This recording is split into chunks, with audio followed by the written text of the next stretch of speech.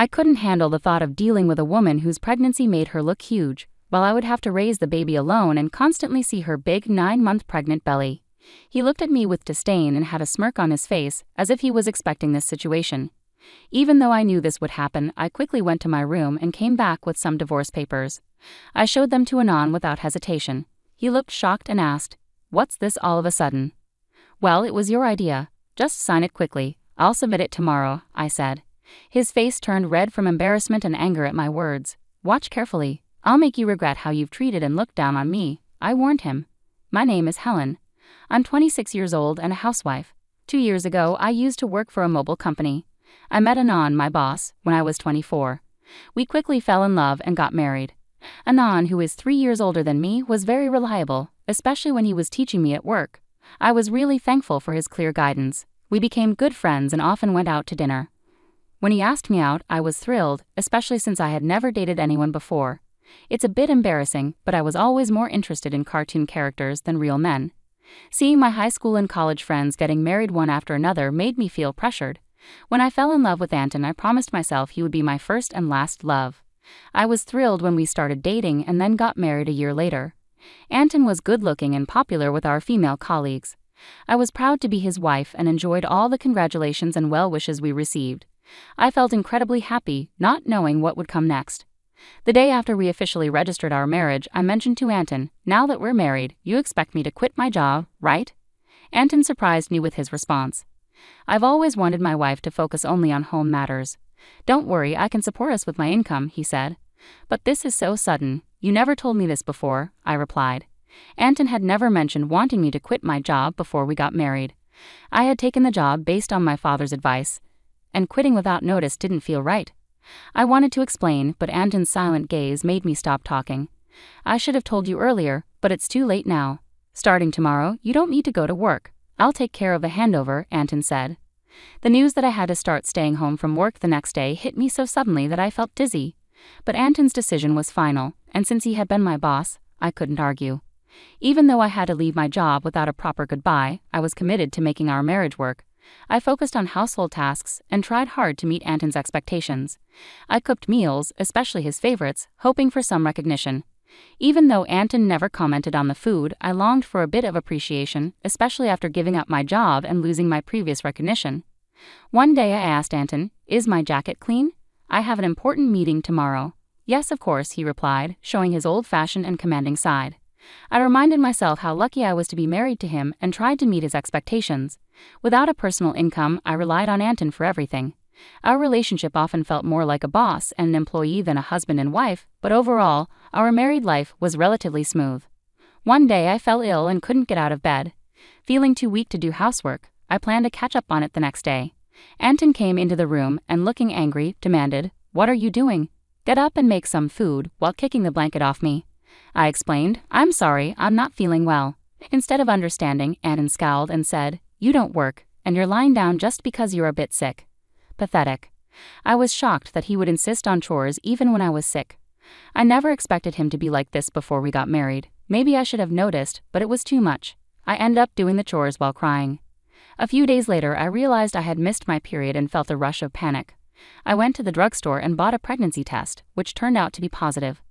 Overjoyed, I cried tears of happiness and decided to tell Anton as soon as he came home from work.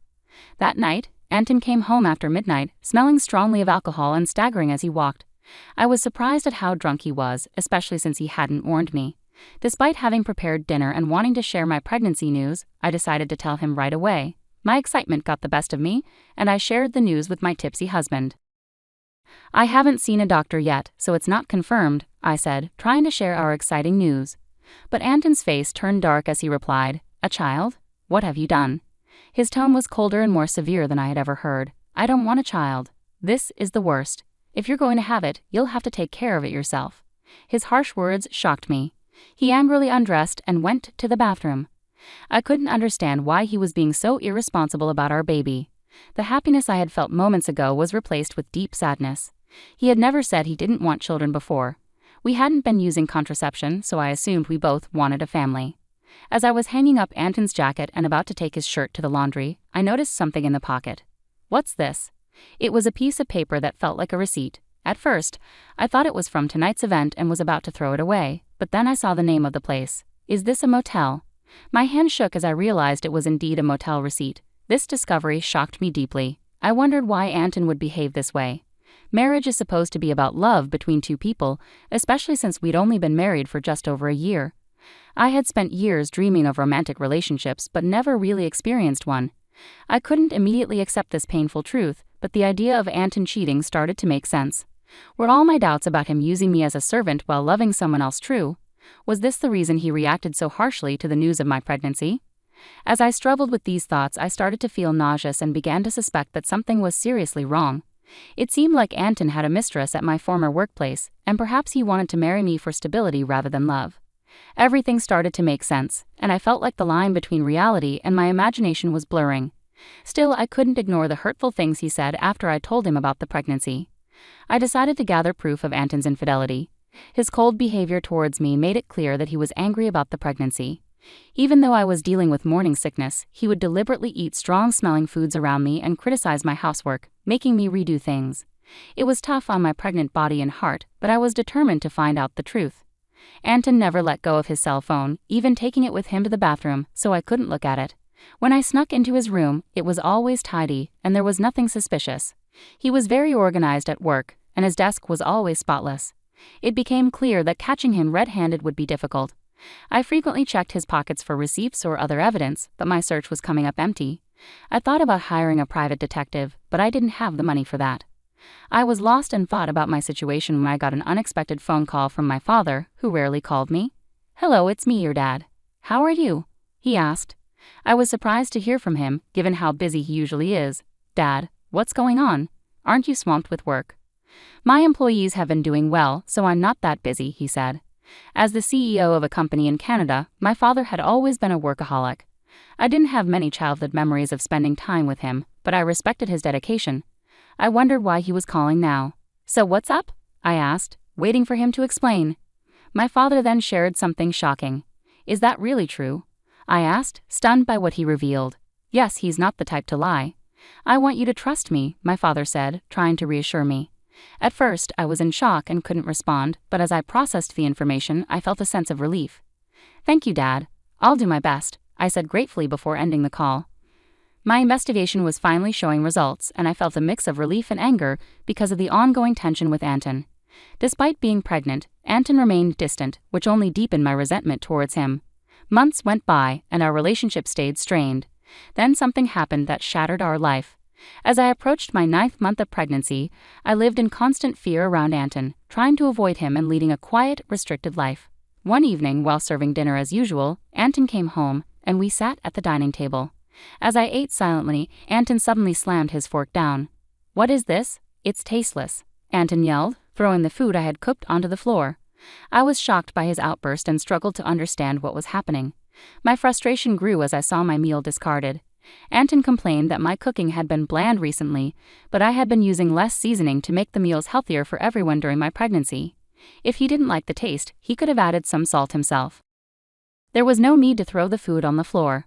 As I was about to speak up, Anton sneered and made a hurtful remark. "I don't want a woman with a belly like a monster. You'll have to raise the kid by yourself," he said with malice and a cruel smile. I had feared this day might come, though I had hoped for a different outcome. Quickly, I went to my room, grabbed some documents, and returned to show them to Anton. "Here are the divorce papers," I said, pushing the documents towards him. Anton looked stunned and asked, "What the hell? What's this all of a sudden?" "Well, it was your idea. Just sign it quickly. I'll submit it tomorrow," I said. I had been thinking about divorce ever since I suspected Anton's infidelity. With a baby on the way, I wasn't sure if I could manage on my own, but now I had a new plan. My determination seemed to anger Anton. His face turned red with rage. "Just wait. I'll make you regret every moment you looked down on me and tried to control me. Do you think you can manage without me? You'll have a baby to care for, and you'll regret it." I stayed firm and unshaken. "I'll be fine. Don't worry about me," I assured him. Maybe annoyed by my resolve, Anton grabbed the divorce papers and started filling them out. "Here you go. If this is what you want, it's yours," he said. "Thank you," I replied. Anton probably didn't think I would actually go through with it, as he handed the papers over without much fuss. The next day, I submitted the divorce papers and left the house. I knew he'd be surprised when he came home from work to find out. After that, I moved to my parents' home. My father had returned to the US from Canada and suggested I stay with them. It was the right choice for me as I was fed up with life with Anton. I was deeply grateful to my father for his support. On the day I left our home, Anton called me 3 times, but I ignored each one.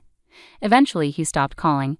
It became clear that I meant very little to him. He was probably happy with his mistress and might even be planning to remarry.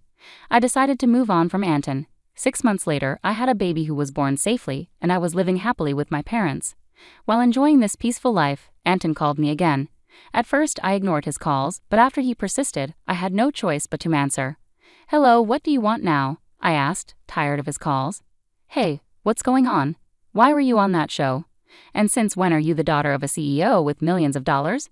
Anton's voice was filled with surprise and anger. It turned out he had seen a TV show about my family's lifestyle, which aired after I moved back with my parents. After returning to my family's home, I was approached by a TV station because of my father's role as CEO of a major global tech company. The show featured the luxurious lifestyle of CEO families, and they filmed at our house, discussing our family's wealth, which was estimated at around $10 million. I never expected Anton would see that show, but the reach of television is truly powerful. "Oh, by the way, I didn't mention that I inherited $33 million, which is why I was able to divorce you," I said. My father had told me about this inheritance, and it gave me the confidence to live comfortably even after leaving Anton.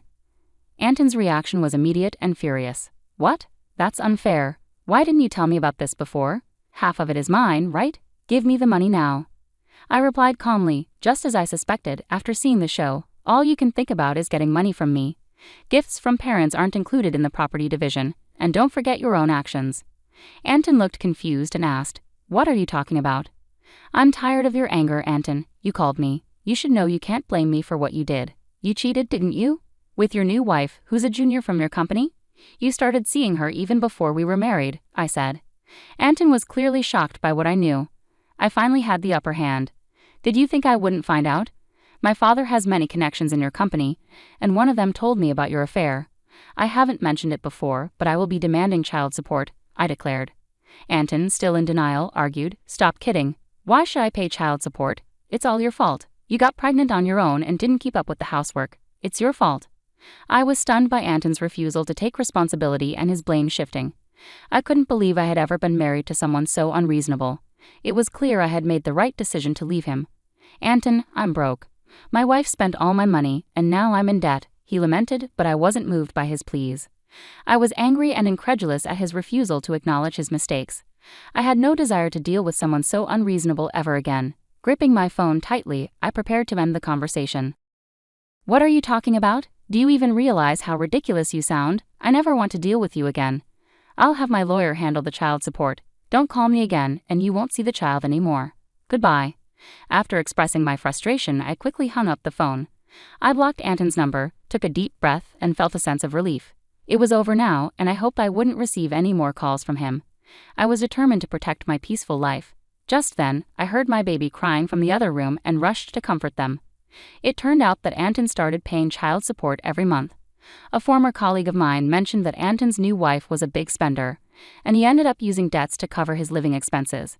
It seemed Anton had hoped to get a share of my inheritance by reaching out to me, but since he didn't get any money from me, he was now facing more expenses than his income could handle. He struggled, possibly because things were going poorly or because he couldn't stand being looked down upon by his colleagues. Adding to his troubles, he only started searching for a new job after leaving his previous one, which led him to financial difficulties. Hearing this didn't make me feel sorry for him. I felt he deserved the hardships he was facing. The harsh words and cold behavior he showed me were unforgettable, and I hoped he got what he deserved. Meanwhile, I'm enjoying life with my parents and my baby. With no financial worries, I'm excited about the future, especially since my father mentioned passing the company on to me. I'm ready to work hard, just like my dedicated father. "Daddy, the girl in the trunk is asking to be let out," our 5-year-old daughter said during a quiet family drive. Her innocent voice cut through the silence, making my heart skip a beat. I turned to my husband, trying to read his reaction.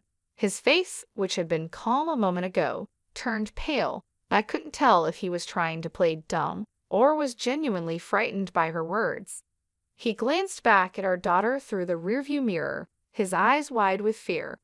"That's a scary thing to say," he muttered, trying to dismiss it. "You shouldn't tell such lies." I glared at him from the passenger seat, feeling a knot of suspicion tightening in my chest. Maybe we should pull over at the rest area, I suggested, my voice sharper than I intended. It had been 6 years since we got married. I had always been supportive of my husband, even though his job kept him busy. I had been the one holding things together at home, managing everything while he focused on his career. But now, with our daughter's strange words hanging in the air, I felt a chill of uncertainty. Was something dark about to be revealed? My name is Lisa Jackson. I married my husband, James, when I was 30 years old. He is 5 years older than me, and our relationship had always seemed solid. The year after we got married, our daughter Julia was born, bringing so much joy into our lives. She's been growing up healthy and lively, and just recently turned 5. Our family had been living busy but happy days, filled with love and laughter. How about going to the zoo next Friday? James suggested, trying to change the mood. Yay! I want to see the giraffes. Julia squealed with excitement, her earlier comment seemingly forgotten. I couldn't help but smile at their cheerful conversation, feeling a bit of the tension ease away. James had always been a kind and loving husband. Since we started dating, he was attentive and caring, and that didn't change after we got married and had Julia. On his days off, he would eagerly join in on family activities, playing with Julia and making her laugh. He was the perfect father, always there for us. I often thought about how lucky I was to have married him. Watching James and Julia together brought me a deep sense of happiness. Our life was good, stable, and filled with love. But little did I know, those peaceful days were about to be shattered. One day, James came home with a heavy sigh, his face looking weary and troubled. "You're being transferred to a different department?" I asked, noticing his downcast expression. "Yeah," he replied, his voice flat. "It's company policy. They want me to gain experience in different places." His words felt like the first crack in our happy life. I didn't know why, but something about this transfer made me uneasy. I could sense that there was more to the story, something James wasn't telling me, and as our daughter's strange words echoed in my mind, I couldn't shake the feeling that our lives were about to change in ways I couldn't imagine. James was being transferred to the busiest department in his company, which meant he might not be able to spend as much time with us. The news hit our family hard, especially Julia. "Daddy, are you not going to play with me anymore?" she asked, her big eyes filled with worry. James, trying his best to reassure her, gently stroked her hair and said, "I'll do my best to spend as much time with you as possible, Julia. Let's go to the zoo again sometime soon." Despite his comforting words, I could see the regret in his expression. He knew this transfer was going to change things for us, and the thought of it weighed heavily on his mind. As I watched him with our daughter, a tightness grew in my chest, overwhelmed with emotions. The transfer didn't involve a change in salary or require us to move, but it was still a big deal for our family.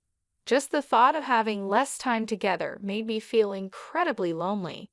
However, I knew the one feeling the most vulnerable was James. Adjusting to a new, more demanding environment would be tough for him. "Please don't push yourself too hard," I said, trying to hide the worry in my voice. I knew James had a tendency to throw himself fully into his work, sometimes to the point of exhaustion. That's why I worried about him overdoing it, and unfortunately, my concerns turned out to be justified. At first, James managed to balance his work and home life. He still made time for family activities and found moments to rest, despite his busier schedule. But about a month after the transfer, everything changed. His time at home decreased dramatically. He started working overtime, often coming home late at night, long after Julia had gone to bed. It became more common for him to go out for drinks with clients, and he even began working on his days off. But there was something else that concerned me even more. One day, I cautiously asked him, "Hey, can you take a day off next Friday? Julia misses you, and you've been working too hard lately." James looked at me with a tired, frustrated expression. Who do you think I'm working so hard for? Should I just turn down client meetings and risk getting fired? He snapped. I quickly replied, I didn't mean it like that. I'm just worried about you. That's none of your business, he muttered, brushing me off. Anyway, make sure you have money ready for next week's drinking party. His words stung, and I could see how much the stress was affecting him. James, who had always been kind and patient, was now irritable and short-tempered. He started taking out his frustrations on me more frequently, and I found myself walking on eggshells around him. What worried me even more was how he was spending money extravagantly, claiming it was necessary for entertaining clients. This new habit was beginning to impact our living expenses, adding financial stress to an already tense situation. Because I knew how kind he used to be, I was more worried than angry about his current behavior. It was clear to me that the pressure his new job was getting to him, and I feared he was going to collapse from overwork if things didn't change. I felt helpless, not knowing how to make things better for him or for our family. As the months passed, James's situation only worsened. 5 months after his transfer, he reached a point where he was coming home mostly just to sleep. Our conversations became brief, and the connection we once had felt distant. Julia, feeling the absence of her father, started to show signs of sadness. She often wore a forlorn expression, missing the time they used to spend together. Seeing her like that broke my heart. I knew we couldn't go on like this. I needed to find a way to help James before his relentless work schedule took an even bigger toll on our family.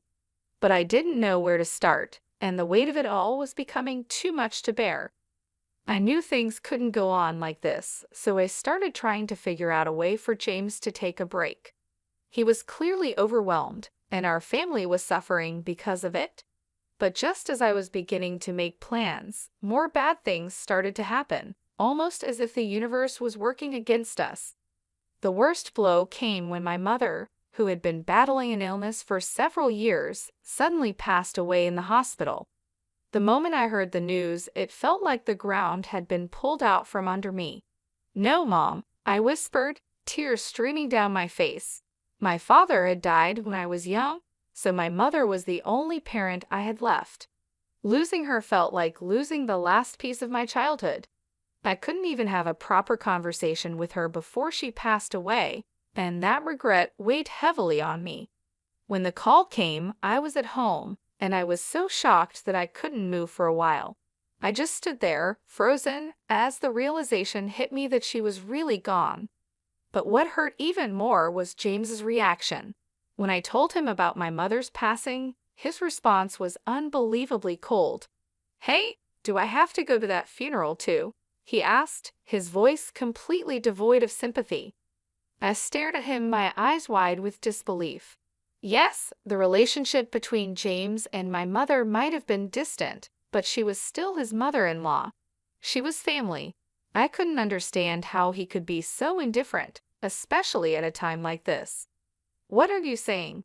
"Of course, you have to go," I replied, trying to keep my voice steady. "It's a family funeral." "Don't get mad at me," he muttered, rolling his eyes. "Oh, why does this have to happen now? I had plans too." His words cut through me like a knife. In the past, James would have comforted me, perhaps by rubbing my back and grieving with me together. But now, as he sighed in dissatisfaction, he seemed like a completely different person from the one I had promised to spend my life with. Naturally, he didn't help with any of the preparations for my mother's funeral. I arranged everything alone, feeling more isolated than ever. On the day of the service, James remained silent and sullen. He didn't offer any support or comfort, and after the funeral ended, he simply said, "It's over now, right? I'm heading home first," and left without helping with the cleanup. I was initially confused by his reaction, but by then, I had lost the energy to be angry. I was simply bewildered and deeply disappointed in him. No matter how busy or stressed he was from work, his behavior at the funeral was unacceptable. When did my husband become such a cold person? Despite feeling frustrated with him, I finished cleaning up with Julia by my side. She was too young to understand everything that was happening, but she could sense that something was wrong and did her best to help me. "Mom, Julia will help you," she said, her small voice bringing a bit of comfort to my aching heart. After the funeral, I decided to stop by my parents' house for a short while. It wasn't far from our home, and I wanted to say a final goodbye to the place that held so many memories of my mother. Although it was a sad visit, I felt it was something I needed to do for my own peace of mind. When I arrived at my parents' house with a heavy heart, I took a deep breath and walked inside. The house felt empty, a shell of what it used to be. As I stood in the living room, surrounded by the remnants of my mother's life, I felt a wave of sorrow wash over me. But before I could even begin to process my feelings, something unexpected happened. "Mom, wait a moment," Julia suddenly shouted, her voice filled with urgency. "Huh, Julia, what's wrong?" I asked, startled by her sudden change in behavior. As soon as we arrived at my parents' house, Julia's expression had shifted dramatically. Without another word, she dashed straight into the back room, leaving me standing there, puzzled and concerned. I quickly followed her, my heart pounding with a mix of anxiety and confusion, wondering what could have caused her to react like this. I had taken Julia to visit my mother's place several times before, but I had never seen her act like this. Curious and concerned, I hurried to follow her as she moved with a sense of purpose. Julia stopped in front of the dresser, her small hands reaching for the second drawer from the bottom. It was as if something was drawing her to it. "Mom, Grandma wants you to have this," she said, holding up an old hand mirror. The sight of the mirror took my breath away. It was an item that had always been precious to my mother. She cherished it so much that she rarely used it, and I didn't even know where she kept it. I stood there, stunned, as I realized that Julia had somehow found this hidden treasure. "How did you know it was here? And what do you mean, Grandma wanted me to have it?" I asked, my voice tinged with disbelief. "When Grandma was sleeping earlier, she told me that you were sad and asked me to give this to you," Julia answered innocently, her eyes wide with sincerity. I couldn't hide my surprise. Her words sent a chill down my spine. There was no way Julia could have known about the existence of this hand mirror, let alone where it was kept. Yet here she was, holding it out to me with a calm certainty that was both unsettling and awe-inspiring. Wanting to understand what was happening, I decided to ask her some questions. I asked about things she couldn't possibly know, tomorrow's dinner menu I was thinking about, and even thoughts I had during the funeral. To my astonishment, Julia answered each question correctly, as if she had read my mind. It became clear to me that my daughter had a mysterious ability to know what people were thinking. I was both amazed and bewildered. "Wow, that's amazing, Julia. You know everything," I said, stroking her head gently, still trying to wrap my mind around this revelation. I had always thought that the idea of mysterious abilities was just something from stories, never imagining that my own daughter might possess such a power. Julia, proud of her newfound ability, put her hand on her hip and gave me a confident look. "That's right. Julia knows about Dad, too." "What do you mean?" I asked, my heart skipping a beat. What she told me next was incredibly unbelievable and unforgivable. Julia revealed things about James that shook me to my core. I listened in stunned silence as she spoke, realizing that the man I had married was not who I thought he was. A few weeks after my mother's funeral, I decided it was time to confront James. On a morning when he was getting ready to leave for work, I casually mentioned, "By the way, I'm visiting my friend with Julia next Friday." James, who had been focused on getting out the door, suddenly stopped in his tracks. He frowned, looking genuinely troubled. "Really? Oh no, I'm off that day." "That's too bad," he said, his voice filled with artificial concern. I could sense the insincerity in his tone. It was clear to me now that he was hiding something. I let out a small, knowing smile, careful not to reveal my true feelings. Now that I knew the truth, there was no love left for James inside me. That Friday, I left home with Julia as planned. We spent about an hour away, giving me time to gather my thoughts and prepare for what I needed to do. When we returned home, Julia pointed towards the garage and said, "Dad's over there." I took a deep breath and walked towards the garage, where the shutter was still down. My heart was pounding, but I knew what had to be done. I lightly knocked on the shutter and called out, "James, I know you're in there. Open it." There was a moment of silence, then a hesitant voice replied, "Huh, Lisa? I thought you and Julia had plans," James said, his voice filled with surprise. "It's canceled," I replied calmly. "If you're going somewhere, we want to come with you." He sounded flustered and hesitant, clearly not expecting this. "Oh, okay," he stammered, reluctant to open the garage shutter. I had a pretty good idea of what was going on inside, but decided to stay quiet and observe. "Julia wants to go for a drive too," I added, hearing the hope in her voice. Unable to resist, James had no choice but to agree. A few minutes later, he reluctantly opened the garage, and we started our drive together. Sitting in the passenger seat, I looked at James as he drove. His profile was tense, and it solidified my final decision. Life with James had been enjoyable and happy, but I knew those days would never come back. "Hey, did you know Julia has a special power?" I finally brought it up as we merged onto the highway.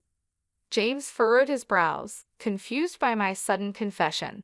"Huh? What's that supposed to mean?" "That's a silly joke," he laughed dismissively.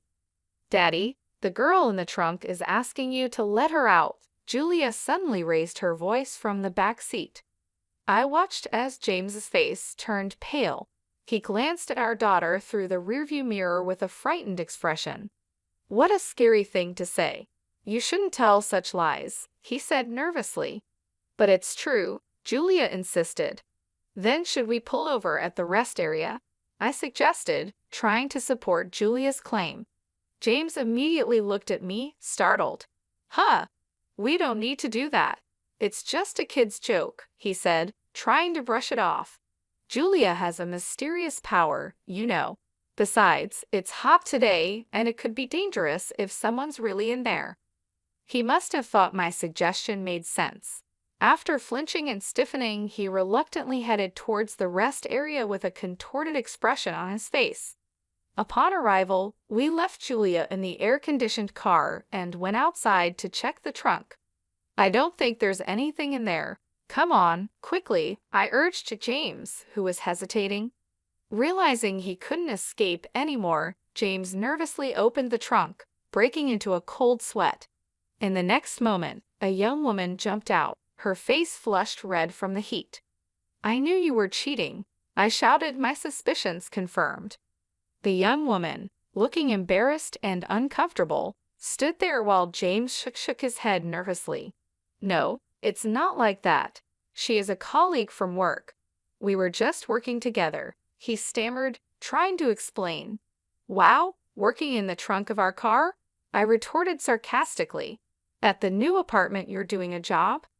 James's excuses were pathetic and unbelievable. It turned out that while Julia and I were out, James had been cheating with this woman at home. They were about to go for a drive when we returned unexpectedly, so he had no choice but to hide her in the trunk. As the woman was taken away, James seemed unable to grasp the situation fully.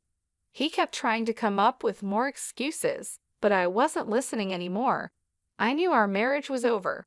The trust and love we once had were gone, replaced by betrayal and lies. I looked at Julia, who was watching everything quietly from the car. I knew I had to be strong for her, to move on and build a new life without James. I laughed at how ridiculous James's lie was, standing my ground as I pulled out a piece of paper from my bag. "And what is this?" I asked, showing him the paper. It read, "Let's go on a drive date on Friday." James and the woman, Janice, turned pale when they saw it. It was no surprise they could see their flirty email exchanges printed right there. Thanks to Julia, I had found out everything.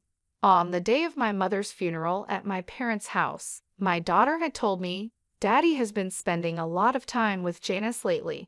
I'm sad because Janice is taking Daddy away from me. After witnessing Julia's strange ability to know things, I became suspicious and decided to keep an eye on James. Sure enough, I found undeniable proof of his affair on his phone, so I had made up the fake plan to catch him in the act. It's a shame this drive turned out this way, I said sarcastically. It's unfair to look through my phone without permission. James protested, his body tense as he reacted to my words. His absurd remark made me burst into laughter. I had thought he was just busy with work, but it turned out he was spending time with Janice, using our money for their dates. Who exactly is being unfair here? I shot back. By the way, I've been recording everything since we got into the car. Remembering all the wrongs James had done, I pulled out my phone from my pocket. I had secretly pressed the record button to capture everything, and the evidence I had wasn't just messages and this video. I also set up hidden cameras in our house and garage. And Janice, I know everything about you too. Under my relentless confrontation, they both turned white as sheets. I was furious with James, but I couldn't forgive Janice either. I had thoroughly investigated my husband and figured out who she was. Janice was a 27-year-old new employee who worked with James in his new department. From the messages, it was clear she knew about me, yet she still went ahead with the affair, making her just as guilty. "Oh, sorry, Lisa," James whimpered, clearly not expecting to be cornered so perfectly. His pitiful attempt to plead with me only filled me with more disgust. I glared at both of them with all the anger I could muster. "I won't forgive either of you. Get ready to pay alimony." Hearing my firm words, and perhaps realizing their fate, both of them collapsed to their knees. After that, I divorced James. The fact that I had recorded everything and gathered all the evidence paid off. They were ordered to pay $500,000 in compensation. I was also able to get $1,000 a month in child support from my husband. But their troubles didn't stop there. I heard that news of their affair spread throughout the whole company, especially since they worked in the same department. This made things very uncomfortable for them, and eventually, they broke up. Their coworkers started to disapprove of them, and in the end, they had no choice but to resign. Now, I've heard they're struggling with the burden of the compensation payments and are left with nothing. Meanwhile, I'm enjoying peaceful days with Julia. I'm focused on giving her lots of love and support, knowing she has a special gift. I want to make sure she grows up happy and well taken care of. My name is Kelly Brooke, and I'm 43 years old. I don't have any kids from my second marriage. My husband is a kind man who never misses our monthly dates, no matter how busy he gets. He always keeps his promises. I know I shouldn't compare him to my first husband, but I've never regretted my divorce, and I've never regretted getting remarried. This month is our 8th wedding anniversary. My husband reserved a table at a fancy restaurant with a view of the sea. I thought we were going to have a wonderful time, but then I ran into the last person I wanted to see, Jeremy Clarkson, my ex-husband from 13 years ago. We were about to leave the restaurant after finishing our meal when my husband excused himself to go to the restroom. I was admiring the ocean view from the window, thinking about the beautiful moments my husband and I had spent looking at the sea together. Just then, I heard someone call my name. When I turned around, I saw Jeremy. "Hey, what's so beautiful? Do you think a regular ocean looks nice to someone like you, who's basically broke?" "Jeremy, long time no see. Why are you here?" "Why am I here? I should be asking you that," Jeremy said, sitting down in the chair my husband had been using, looking at me as if I was a joke. I put up with those eyes for a whole decade of our marriage. I never thought I'd run into you here. Can someone like you, who doesn't have much money, really eat at a fancy place like this? Can you even afford it? Or is this a once-in-a-lifetime thing? It's our wedding anniversary. Ah, I see. Poor people can only come to places like this on anniversaries, huh? I come here often, you know. You're still pathetic. Isn't there someone with you? Yeah, there is. I just sent her to pay. You know, handling money is a woman's job. I thought to myself that he was still the same, always belittling women. Then I saw her his lover from 13 years ago. She had aged quite a bit. Her beauty was half of what it used to be, and she looked worn out from life. I guess Jeremy has been living the good life while his wife suffers. You're still wearing shabby clothes, aren't you? Aren't you embarrassed to dress so poorly? Talking to such a terrible man like him makes me feel sick. I turned my eyes toward the restroom, hoping my husband would return soon, and there he was. He had been watching us for a while as I was talking to another man. Seeing the confusion on my face, he approached us. "Excuse me, do you need something from my wife?" "Your wife? This woman is your wife." "Yes, what do you need?" "You also look poor. I guess poor women always remarry poor men." "Please don't be rude. My husband is a very respectable man." Jeremy snorted in disapproval at my response. "Imph, you must be just a useless broke man then." He glared at my husband. I thought to myself, this man really hasn't changed at all. Jeremy was always very selfish. Although he worked for a big company, it was unclear if he was really good at his job.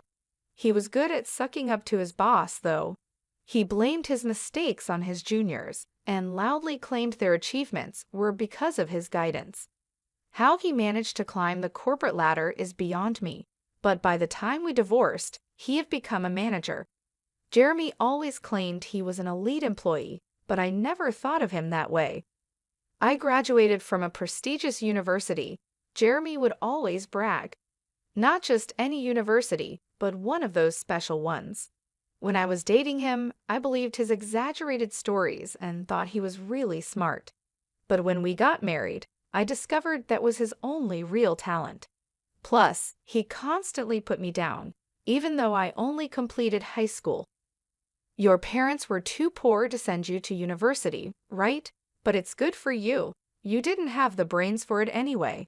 If your family had been rich, you would have had to go to university. But it would have been impossible for someone as stupid as you. My family wasn't poor. I just wanted to start working sooner rather than going to college. Ah, enough with the excuses. You can't stop making excuses, can you? You're an incompetent woman after all. But it's good for women, isn't it? Even if they're incompetent or stupid, as long as they have good looks, they can get by. If they catch a competent man, they can live well. I never thought he would say such things before we got married, so his change after marriage was shocking. Plus, his parents weren't wealthy landowners. His father was just a director, yet he still looked down on anyone he thought was poor. You really can't do anything right. You're bad at cooking, you can't clean, and you can't even have kids. Marrying you was a huge mistake, he would say. It wasn't a physical issue that stopped me from having kids. It was the stress caused by Jeremy. My family always valued being careful with money and appreciating what we had. But when I cooked with radish leaves to save money, he yelled, "Are you trying to feed me trash?" and threw them in the garbage. It made me realize just how different we were. One day, he told me he had a lover. The woman was much younger than he was. He pushed for a divorce, saying it was better for him to remarry a younger woman. I was glad to divorce such a man, so I signed the papers. "Who is this man, Kelly?" my husband asked. "He's my ex-husband, Jeremy Clarkson." "Oh, I see." I had already told my husband about everything Jeremy had said and done to me. It had been a painful 13 years, and I had shared it all with tears. My husband just listened quietly and finally said, "Let's be happy from now on." "You really dared to marry a woman like her? Since you're marrying someone from a poor family, you must be broke too," Jeremy sneered. "Well, maybe, maybe not." "Of course you are. So you're also a broke man, huh? Marrying a poor person means you're broke too, am I right? But why did you divorce such a wonderful person?" "Wonderful? Your eyes must be fooling you. Truly wonderful means having a beautiful wife like mine." He pointed to his wife, who stood there looking embarrassed. Is that woman your wife? Yes, she's beautiful, isn't she? She's actually my boss's daughter. Marrying the boss's daughter definitely helps one climb the career ladder faster. Marrying a broke woman like you probably means you're just a regular employee. Too bad. A regular employee? I haven't heard that in years, I said. What are you trying to prove? A low-class guy marrying a low-class woman? It just means you'll both be broke for the rest of your lives. And you think you deserve to eat in a fancy restaurant like this? This level of restaurant isn't a problem for us, my husband calmly replied. Yeah, sure, if that's what you think, Jeremy scoffed. Just then, a waiter passed by, and my husband pulled out a black card, instructing him to settle the bill. Jeremy was surprised by the card, but tried to hide it, snorting again. Is that a black card? Showing off a card like that here? You're not used to it, are you? You must have borrowed it from someone. Flashing the card around, but later you'll have to pay back the person who lent it to you, right? I bet you're scared to spend money in a place like this. It's all just an act. Funny thing to say. Who would lend their card, I wonder? No matter how naive someone is. They wouldn't lend out a card like this, my husband replied. How would you know that, Jeremy? You shouldn't say such insulting things, I added. What's insulting? I'm just stating the truth. There's no way you could be wealthy if you married a poor woman like her. My wife is poor, you say? Yes, that's right. Her family's place is a rundown, one-floor home. You know that, right? Or maybe you were too embarrassed to visit her home, so you went to a family restaurant instead. Meeting her parents at a family restaurant for a marriage proposal is unheard of, but for poor people like you, it's probably normal. A family restaurant, huh? The fact that you thought of that means you must have done it yourself, right? If you hadn't experienced it, you wouldn't have thought of it. What are you talking about? I'm not short on money. I wouldn't do something so cheap. Yet you came up with it. I never would have thought of that, my husband said, then turned to me. Right, Kelly? What about you? Well, I think I'd like to go to a family restaurant occasionally, but we rarely get the chance, I replied. Exactly, you're lying. When you were with me, you were happy to go to family restaurants. That's because I had never really been to one before. Oh, I bet. You sure talk big now, coming to a fancy restaurant like this, acting all important. Maybe that's you. It seems like you don't fit in this kind of place. What? You think I don't fit in here? There's no way I'm out of place. You're the one who doesn't belong here. Do you even know who I am? Why would I know you? If you want me to remember you, just become famous, my husband replied calmly. I am well known, but I guess it's impossible for someone like you to know me. You think I'm just a regular employee? I'm a manager, not just an employee. A manager, huh? Is that supposed to be impressive? Just then, the chauffeur arrived, greeted my husband politely, and said, Sir, your car is ready. Thank you. Jeremy looked confused. What's going on? Oh, you're probably just the president of some small company. I work for a major corporation, the Brook Group, and I'm a manager there. Oh, so you're still just a manager. Excuse me, you think you're important, but staying as a manager at your age won't get you far. What? This man works at our company? Yes, he's been with us for a long time. What do you mean our company? You're just an office lady from a small business. That's right, but I don't have kids or any reason to quit my job. So you can't have kids? I knew it. Something's wrong with you. Hey, that's crossing the line. Kelly is perfectly fine, my husband said, standing up for me. If she's fine, why can't she get pregnant? Women are supposed to have kids. I don't need to explain that to you. You can't say it because it would prove something's wrong with her. This man is hopeless, Jeremy said. Yes, he's beyond saving, my husband replied calmly. This man's name is Jeremy Clarkson, right? I understand, he's fired. Kelly, please contact HR. What? What are you saying? You think you can shock me with that? What company's president are you claiming to be? Are you trying to fool me with this obvious act? Are you stupid? Jeremy, my husband, is the president of the Brooke Group. What? That can't be true, Jeremy exclaimed, but the driver nodded with a look of pity. Seriously? Is he really our president? Yes, and I am his wife and the vice president of our company. That's ridiculous. How could Kelly from a poor family end up as vice president with just a high school diploma? Those things don't matter. Whether someone graduated from high school or college doesn't determine their worth. That's ridiculous, Jeremy stammered. I will never forgive anyone who insults my wife, my husband said firmly. But there's a union. The union will protect us employees. You're a manager, right? Managers are not union members, so you are not protected by the union. Didn't you know that? Seriously. Well, you better prepare yourself. Since you insulted my wife, you must face the consequences. Jeremy looked stunned, but my husband didn't care and asked me if we should go. We left the table. That night, perhaps bothered by what happened, Jeremy called, but his tone was completely different from his arrogance earlier. Kelly, it's been a while. What do you mean? We already talked this afternoon, Jeremy. Ah yes, what can I do for you? Your dismissal hasn't been processed yet. Ah, you guys were just joking, right? About you being the vice president and your husband being the president? No, it's all true.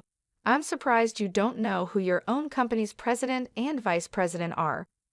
But why would you be the vice president? Because the best way I can support my husband is by being in that position. But it's strange. Why would a high school graduate be the vice president? It's not strange at all. I only graduated high school because I wanted to start working early. But after we separated, I earned a college degree. Huh, really? Yes, there are schools you can attend from home. So you really are the president's wife? Yes. How did you manage to marry the president? When did you get married? We got married after I divorced you.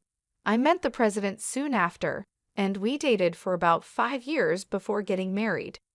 Married? Why would the president take an interest in someone like you? Stop being so rude. Oh, sorry. Connections are strange, aren't they? I just happened to meet the president. But even so, why would he marry someone broke like you? Is he a philanthropist? No one marries for charity. If he's not a philanthropist, did he marry you to make you his slave? Maybe today you got lucky and got taken to a fancy restaurant, but usually you must be having plain meals and living a difficult life where you can't even buy what you like, right? Why would you think that? That's not true at all. You're the only one who would do such a thing. There's no way you could marry such a rich man. Why do you think so? Rich people have connections with politicians and other wealthy people. If a poorly raised woman like you shows up at their parties, it would embarrass the president. Or maybe he lets his mistress attend those instead. You're making wild assumptions. If you keep looking down on me like this, you'll truly regret it. I'm just concerned for you. A woman with a poor upbringing like you marrying a rich man like the president will only suffer. A regular employee's husband would suit you better. Marrying someone richer than me, you must be a foolish woman who can't see ahead. Who's the fool here? If you called just to say that, I'm hanging up. No, wait, I'm not trying to insult you. It's just true that you come from poverty, and that can't be helped. Thinking I'm looking down on you for that is completely wrong. You say I come from a poor family, but my father is wealthy. Your family is poorer than mine. I didn't mention it back then because of your pride, but your family home isn't even half the size of mine. Your father is just a department head, and you're still just a manager. That's not true. When I proposed to you, you were living in a small single-story house. That was because we were renovating our home at the time. We had stored all our belongings elsewhere, and it was just a temporary residence. There was no need to move to a big house. My mother said so. That can't be true. You don't have to believe it, but since the renovation is finished, Even if you say you want to visit my parents' home, you've stubbornly refused to go again. I couldn't tell you the truth. Who would want to visit such a poor, run-down house? You really are hopeless. Then I'll send you a picture. This is my family home. You'll see from the picture. I sent a photo of a large mansion. That's my house. I lived there for a while after our divorce. What? That can't be true. It's true. If this is true, then why were you working as an office lady in a small company? If you're so rich, you wouldn't need to work. And if you did work, wouldn't it be at a large corporation? My father is the president of a major company. That company was a new one he started. When it was time to decide who would be the president, my brother was chosen for the role, so I volunteered to handle the administrative work. Now, that company has grown to the top of the industry. Is that true? Were you really so rich? Yes, this is the truth. This is the real me, the person you used to look down on. So that's why you could marry the president? That's not it. I met the president because we shared the same hobbies. We met through our interests and hit it off. He didn't know I was from a wealthy family, and I didn't know he was the president. So you're at the company where I work because of that. How long have you been at that company? I joined right after our divorce. I had a connection by chance. Why? When you were with me, you were just a clerk at your brother's company. After we divorced, you changed jobs. That's right. My brother's company grew a lot, and he told me it was time to do what I love. So I decided to pursue what I always wanted to do. Then, just as a senior position became vacant, they offered me the job. But at that stage, I still had no connection with the president. He was still someone high up, out of reach. I don't understand. How can you have connections like that? Do rich people just connect with other rich people? That's why I'm saying those things don't matter. It's your mindset that's holding you back as just a manager. I wonder why your wife hasn't gotten tired of you yet. She can't get tired of me. I'm supporting her. Keep up with that attitude, and you'll get what's coming to you. Anyway, that's the situation, so stop belittling me already. I wasn't trying to belittle you. I really thought you were poor. About that dismissal you mentioned this afternoon. Oh yes, your dismissal. After all the mocking you did, it's only natural you'd be fired. That would put me in a tough spot. Can you talk to the president so I don't get fired? What? You were just mocking me a lot, and now you're asking not to be dismissed? That's impossible. You know I have nothing but resentment towards you. Why? The fact that you don't think you're resented is truly surprising. What have I done to you? There's too much to even remember. It's that much. I bet your wife thinks the same as me. Why don't you ask her what she really thinks? Though I doubt she'll tell you. I only said those things because I thought you were poor. Why do you think I'm mocking you when I'm just being honest? Once words are spoken, they can't be taken back. You should understand that as an adult. I do understand that. Then you should understand why you're being dismissed, right? No, I don't understand at all. Please, I'll be in trouble if I'm fired. If it were just about this afternoon, the president might have overlooked it, but then you had to call and ask all these questions. My husband is here now, frowning. He really thinks you're hopeless. Maybe you should just give up. There's no saving you. No, if the president is right there, why can't you just say something? It's only natural for a husband and wife to be together. Besides, you didn't ask if someone was with me, did you? That's true, but you've made things worse for yourself. You mocked not just me, but my parents and my husband too. Look, I didn't think you'd get this angry. Please forgive me.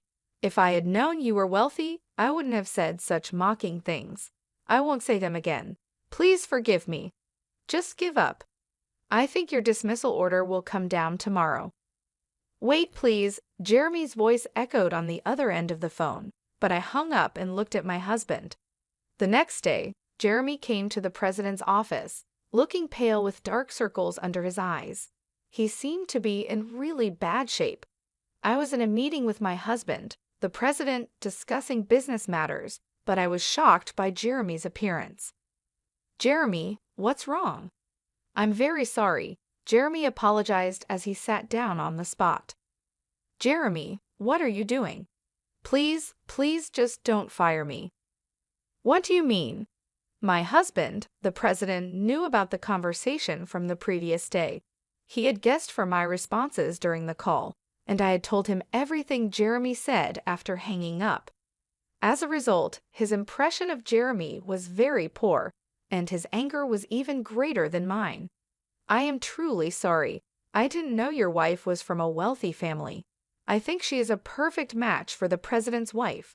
I also heard she graduated from university, even if it was through correspondence. She's a hard worker, unlike my own wife. So you decided she wasn't good enough for you and got rid of her, right?" Jeremy looked up at the president, wondering how he knew such a thing. "Of course, I've told my husband everything. We're married after all. Or do you and your wife not talk about your pasts?" "No, it's not like that. But that was a long time ago. I was young then. I thought Kelly was just a poor man's daughter, so I thought it was okay to have a mistress." "How does it come to that? Is that why you think it's okay to commit sexual harassment or abuse your power?" "What do you mean? Don't tell me you haven't done it." "There are complaints from your female coworkers. They say if our company doesn't handle it, they'll go to the police. Our company was just discussing what to do about it when your disrespectful remarks came yesterday. It's really hopeless, isn't it?" "That's right. I wouldn't have thought you were actually harassing or bullying, but after seeing you yesterday, it seems all too true. You don't even see women as people, do you? You think they're below you." "No, I never." "Even if that were true, firing me would be too harsh. Please show some mercy." "Well, you do have a family. If you were fired, you wouldn't be the only one in trouble." "That's right, exactly." My husband smirked and looked at me. "So what do you think, Kelly? How about sending Jeremy to our Michigan?" "Wait, what?" "The Michigan is in a region with very few people and is practically unsustainable as a company. The former president, who came from that town, established the branch there to help the local people, but it's a lonely place with just one employee. The previous employee reportedly went mad from the loneliness. We want you to turn that branch around in 5 years. If you can do that, we'll bring you back here. Of course, if you can't, you'll spend your retirement in Michigan." "Thank you, I appreciate it," Jeremy said, thinking it was an act of mercy from the president. He set off for the Michigan, but both my husband and I knew it was an impossible task. Working alone for a small number of town residents, it was clear there wouldn't be any profit to be made. Jeremy moved to the branch all motivated, taking his mistress, who had become his wife, with him. But she soon grew unhappy with the cold and isolation, and eventually she reached her limit. Jeremy's salary dropped significantly, and despite being called the branch manager, his pay was minimal. This led to daily arguments with his wife. Although he boasted that if he turned things around in 5 years, he could return to the head office, his city-bred wife didn't believe him. She left divorce papers behind and went back to the city. Jeremy tried his best for a year, but no matter how hard he worked, the population didn't grow, and no profits came. Eventually, he realized that no effort would change anything. In 2 days, he submitted his resignation. After leaving the company, Jeremy contacted his wife, but by then, she had found someone new. Not only was Jeremy ignored by her, but he was also beaten up by her new partner and ended up in the hospital. After being discharged, Jeremy looked for a job, but at his age, he found nothing and life became harder for him. He ended up living in a shabby, run-down apartment, and the only job he could find was as a nighttime store clerk. The man who had once boasted of graduating from a prestigious university now stood alone in a store at night. As for me, I continued to be cared for by my kind husband, enjoying another wonderful date this month. Marrying him changed my life so much, and I'm grateful that Jeremy and I divorced. The first time I paid off one of my brother's gambling debts, I was 24 and still believed in fairy tales about family. 10 years later, I'm standing in my kitchen, staring at my depleted savings account, while my mother's voice crackles through the phone. Eva, sweetie, you know Ishmael wouldn't ask if it wasn't important. I'm Eva, the reliable one, the successful one, the one they call when the walls are closing in. Tonight, my bank balance is a stark reminder of just how reliable I've been. Mum, I just covered his rent last month, I say, pinching the bridge of my nose. And his car payment the month before that. But this is different. He's in real trouble this time. Of course it's different. It's always different. The worst part? 2 hours ago, I was sitting at our traditional Sunday dinner, watching them all laugh at Melina's jokes. My sister has a way of making everything sound light, even when she's twisting the knife. Poor Eva, she'd said, raising her wine glass. All work and no play. At least your bank account keeps you warm at night. Everyone had laughed, even Summer, my youngest sister, who usually stays out of it. I'd forced a smile, like always, and excused myself to use the bathroom. On my way back, I'd overheard them in the dining room. "The family cash machine," Melina had whispered, followed by more laughter. Thank God she's too lonely to spend it on anything else. Now, hours later, my mother's still talking. "It's just 9,000 this time, sweetheart. Ishmael says this Nico person isn't very patient." My phone buzzes with a text. Speak of the devil. It's Nico. "Tell your brother he's got 48 hours. "Mum, I have to go," I interrupt. "We'll talk tomorrow." I hang up before she can protest and slide down against the kitchen cabinet until I'm sitting on the cold tile floor. My phone buzzes again. This time, it's Ishmael. "Sis, please, I know I messed up, but this guy Nico, he's not like the others. He's talking about breaking things, important things, like bones." I close my eyes and count to 10. When I open them, there's another text from Melina. "Stop being dramatic and help him. What else are you saving for anyway?" What am I saving for? Maybe a life, maybe a future, maybe the dream of not being everyone's emergency fund. My phone rings again. It's my father this time, a rare occurrence that means things must be serious. Samir only calls when he wants to remind me about family duty. "Eva," his voice is gruff, authoritative. "Your mother's crying. Is that what you want?" "Dad, Family takes care of family. You know this." I do know this. I've known it since I was 12 and started saving my allowance to buy Summer's school supplies because Dad was between jobs. I've known it every time Melina needed help with rent, every time Ishmael got in too deep, every time Mum's credit cards maxed out. The doorbell rings, making me jump. Through the peephole, I see Ishmael, looking dishevelled and desperate. His eyes are red, his hands shaking as he rings again. "Eva, please," he calls through the door. "I can hear you in there. Just help me figure this out." I stand perfectly still, barely breathing. On my phone, the banking app is still open, showing my savings account. 10 years of being the responsible one, of living below my means, of saying no to vacations and new clothes and any kind of life outside of work. All so I could be there when they needed me. The doorbell rings again, and again, and again. My phone lights up with a final text from Nico. "Time's running out. Hope your brother's got a good sister." I slide down the wall again, my chest tight with an emotion I can't quite name. Maybe it's anger, maybe it's grief, maybe it's the realization that fairy tales about family are just that, fairy tales. Tomorrow, I'll probably give in. I'll transfer the money, listen to their thanks, watch them forget about it by next Sunday's dinner. But right now, sitting here in my dark apartment while my brother rings the doorbell and my phone lights up with desperate pleas, I make myself a promise. This will be the last time. I've made this promise before, of course, but something feels different tonight. Maybe it's the echo of Melina's words. Family cash machine. Or maybe it's just that I'm finally tired enough to mean it.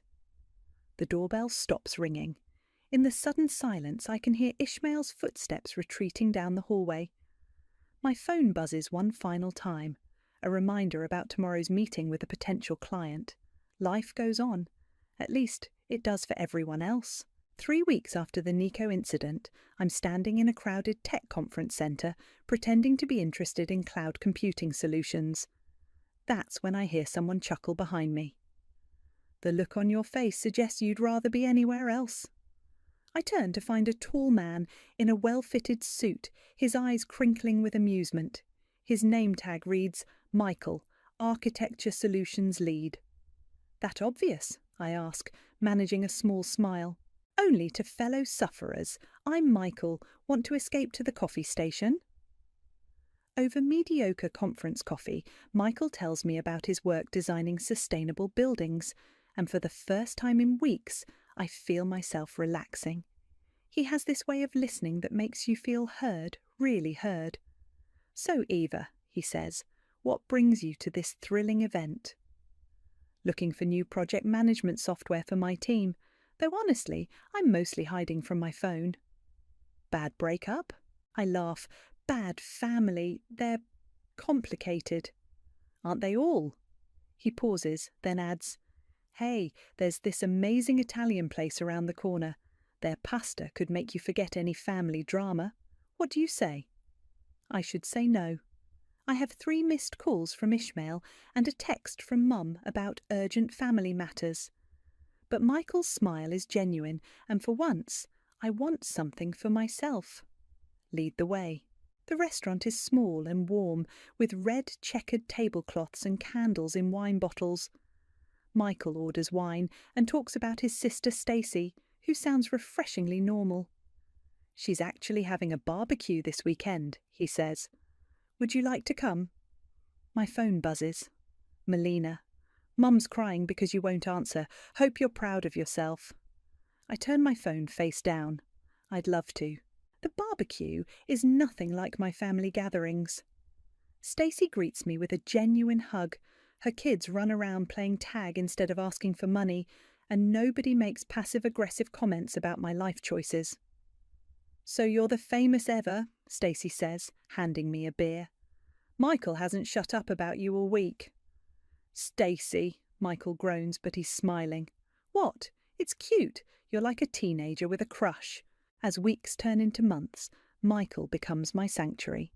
We spend weekends exploring the city, finding hidden architectural gems, and talking about everything and nothing. He tells me about losing his father young, about building his company from scratch. I tell him about my work, my dreams of travelling, my love of photography.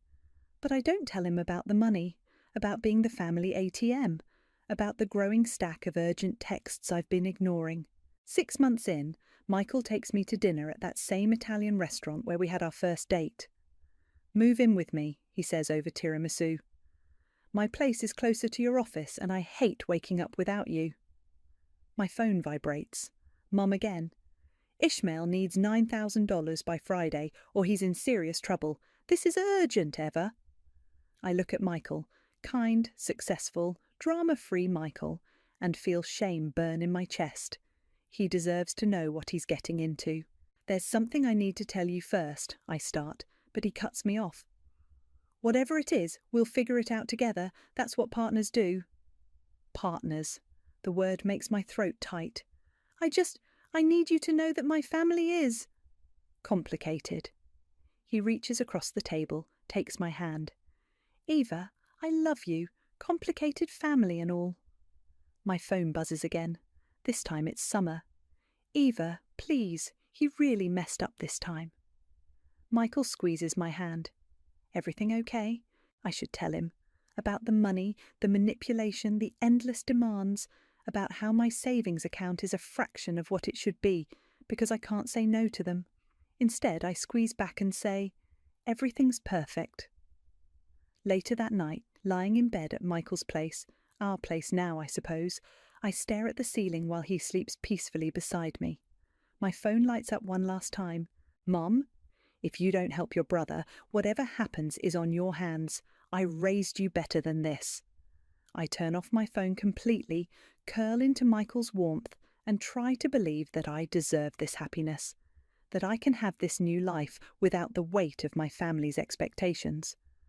But as I drift off to sleep, I can't shake the feeling that everything's about to change, because that's the thing about family secrets. They never stay buried forever, and mine are about to come crashing down around me. Michael proposes on a misty morning by the lake, down on one knee with a vintage ring that belonged to his grandmother. It's perfect. Simple, sincere, just like him. I say yes through tears, finally believing I deserve this happiness. "We should tell your family in person," he says later as we're driving home. "Have them over for dinner?" My stomach tightens, but I nod. They'll want to celebrate. They arrive at our apartment that evening in unusually high spirits. Even Melina is beaming, pulling me into a tight hug.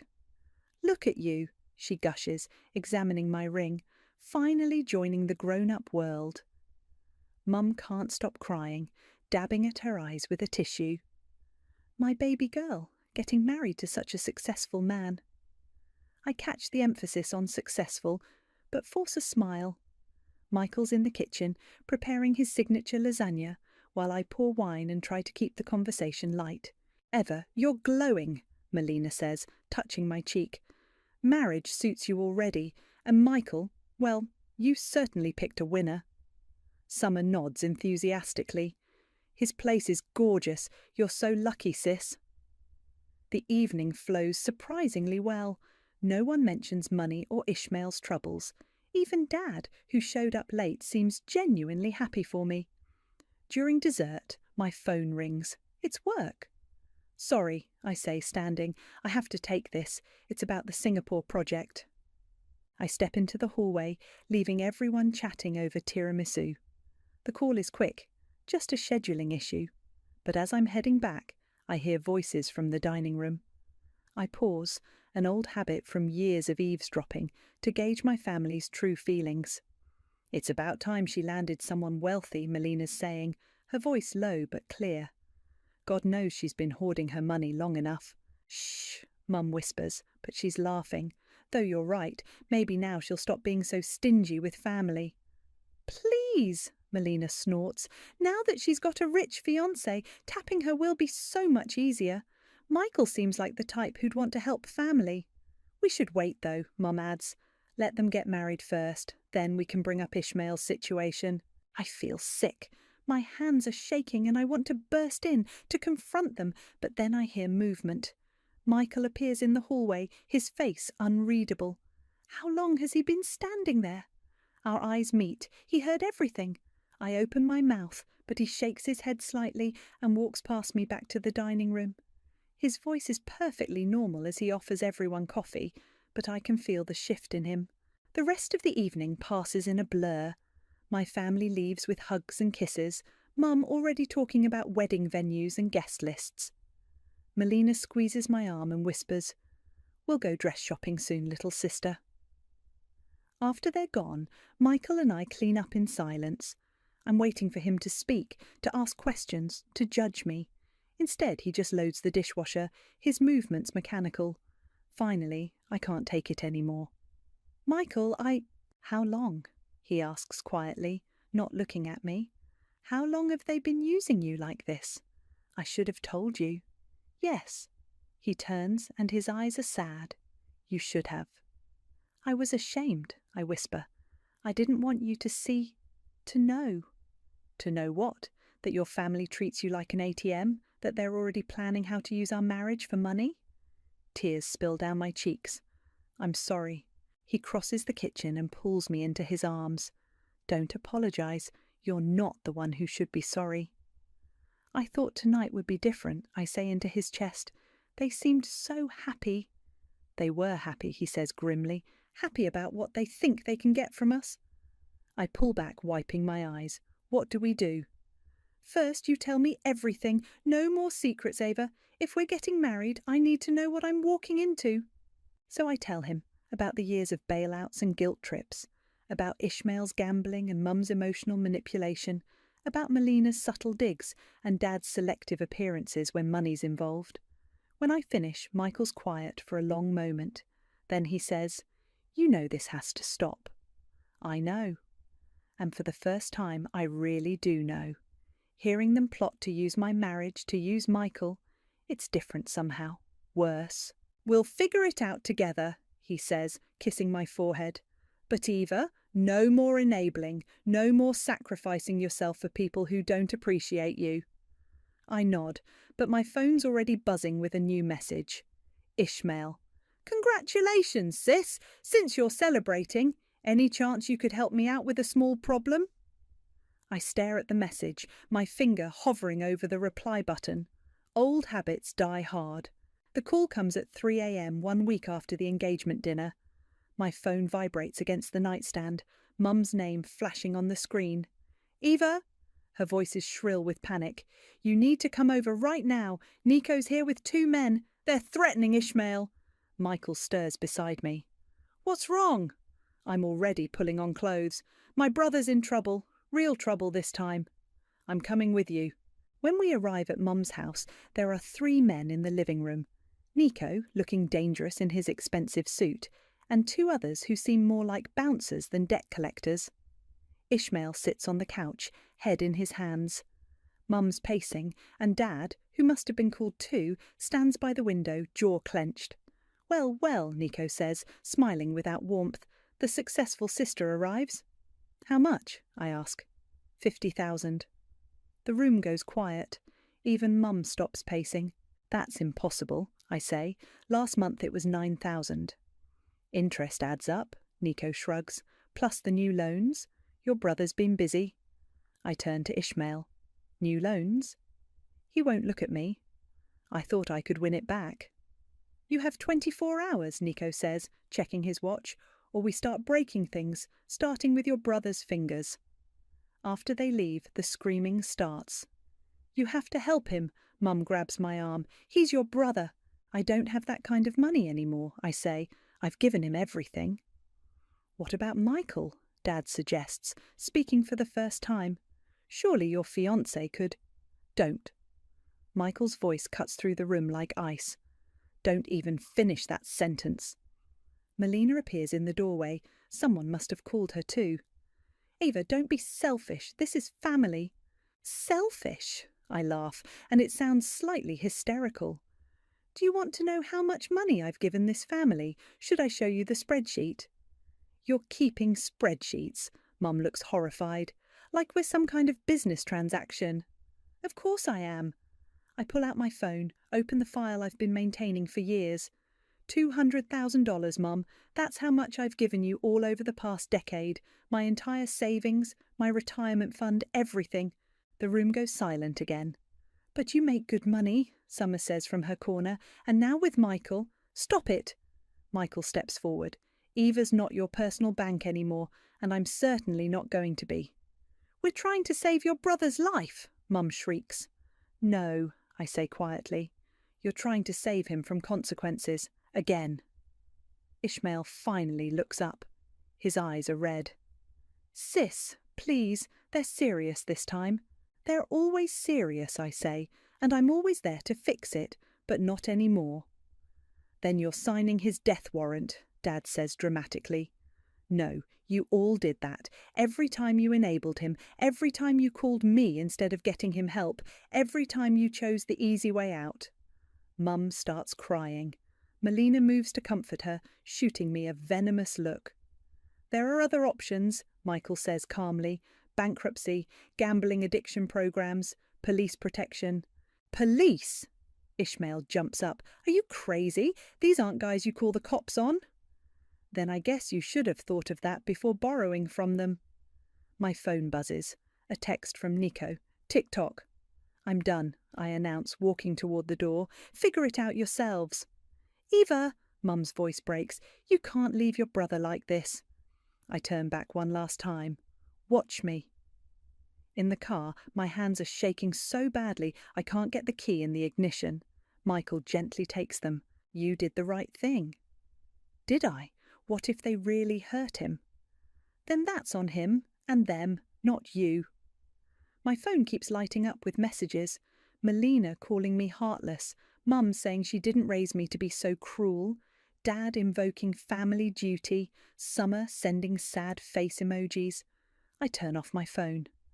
They'll never forgive me for this, I whisper. Michael starts the car.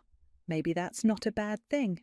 As we drive home, I think about all the times I've saved them, all the times I've sacrificed my own future for theirs, all the times they've taken and taken and taken. What happens now? I ask. Now? Michael takes my hand. Now you start living for yourself. But we both know it won't be that simple, because somewhere in the city a clock is ticking down on my brother's debt, and for the first time in his life, his safety net isn't going to catch him. Part of me hopes he falls hard enough to finally learn how to save himself. The rest of me is terrified he won't survive the landing. I spend 3 days gathering evidence, bank statements, transfer records, text messages, emails, every desperate plea, every guilt trip, every manipulation carefully documented. Michael helps me organise it all into a presentation, like we're preparing for a business meeting instead of a family execution. "Are you sure about this?" he asks as I set up the Zoom call. "They want to talk. Let's talk." One by one, their faces appear on screen. Mom, looking martyred. Dad, stern and disapproving. Melina, barely concealing her rage. Summer, uncomfortable but present. And Ishmael, sporting a black eye. Nico's warning shot, presumably. "Finally," Mum says, "we've been trying to reach you for days." I know. I share my screen, showing the first spreadsheet. Let's talk about why. "What is this?" Melina squints at the screen. "This is every dollar I've given this family over the past 10 years, organised by date, amount and recipient." I click through to the next slide. Here's Ishmael's gambling debts. Notice the pattern? They get bigger every time. "Eva," Dad warns, "this is unnecessary." "Oh, I think it's very necessary." Next slide. Here's Melina's emergencies. Rent, car payments, that boutique business that failed because you spent the startup money on a vacation. Melina's face flushes. "That's private." "Nothing in this family is private. You made sure of that when you started plotting how to use my engagement to get more money." Mum gasps. "We never—" "I heard you," Michael speaks up for the first time.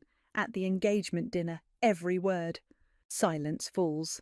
I continue through the slides, methodically exposing every loan, every manipulation, every broken promise to pay back just this once. $200,000, I say finally. That's what I've given you. My entire savings, my future, my security.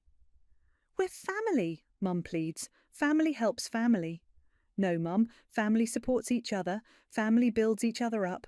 Family doesn't treat one member like an ATM while mocking them behind their back." "Is that what this is about?" Melina sneers. "Your feelings got hurt?" "This is about consequences. Ishmael needs rehab, not another bailout. You need to learn to live within your means, and Mum, you need to stop enabling everyone's worst instincts." "Please," Ishmael speaks up, touching his black eye, "they're going to kill me." "There are programs," Michael says, "gambling addiction support groups, debt counselling, witness protection if necessary. We've researched them all." "We don't need programs," Dad scoffs. "We need you to step up and help your brother." "No, the word feels like freedom. We're done." "Done?" Mum's voice rises. "What does that mean, done?"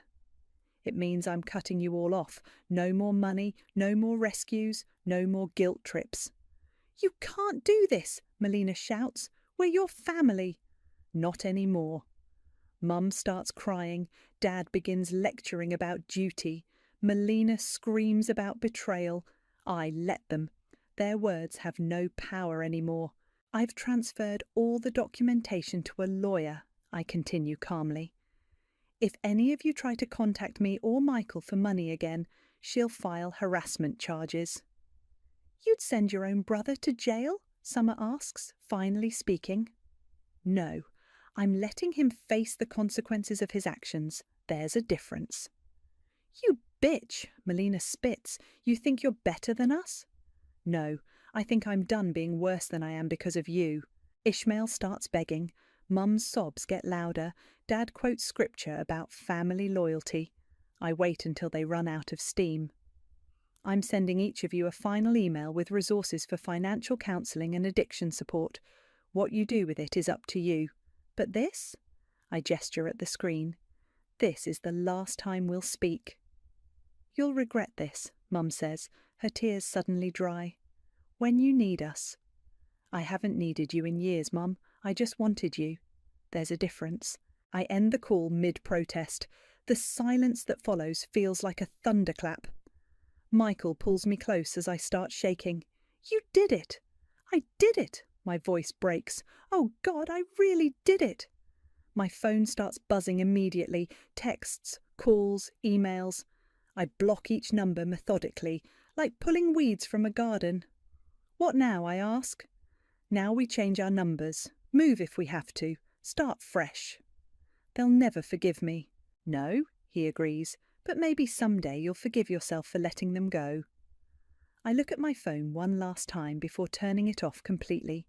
There's a final text from Mum. You'll always be our cash machine, Eva. Don't forget that. I delete it, along with every other trace of them. Sometimes burning bridges isn't about revenge. Sometimes it's about survival. The fallout comes in waves. First, there's the social media assault. Melina leads the charge with vague Facebook posts about toxic family members and money-changing people. Mum joins in with prayer requests for lost daughters who've forgotten their roots. I delete my accounts. Then come the flying monkeys, distant relatives, family friends, even my old high school teacher, all reaching out to understand what's going on. Your mother's heartbroken, my aunt says over the phone. She's not eating. I'm sure she told you that, I reply, then block her number. Michael's sister Stacy becomes my unexpected ally. They're trying to add me on Facebook, she tells me over coffee. I blocked them all, the nerve of these people. 3 weeks after the Zoom call, Summer shows up at my office. She's the only one who knows where I work. Just hear me out, she says, sliding into the chair across from my desk. Things are bad, Eva, really bad. I'm not giving anyone money. It's not about money, well, not directly. She fidgets with her sleeve. Ishmael's missing, Mum's having panic attacks, Dad's drinking again. And. She looks shocked. They're falling apart. They've been falling apart for years, Summer.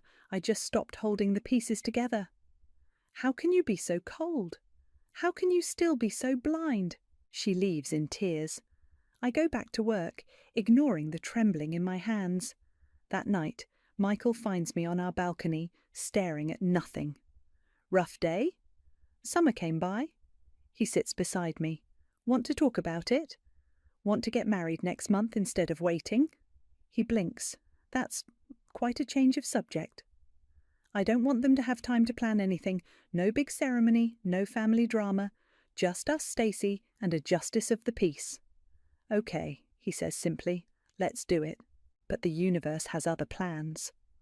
Walking home from dinner a week later, I see Ishmael sitting on our building's steps. He looks terrible, unwashed, unshaven, desperate. Don't run, he calls out as I freeze. Please, Eva, 5 minutes. Michael steps forward protectively, but I touch his arm. Wait here.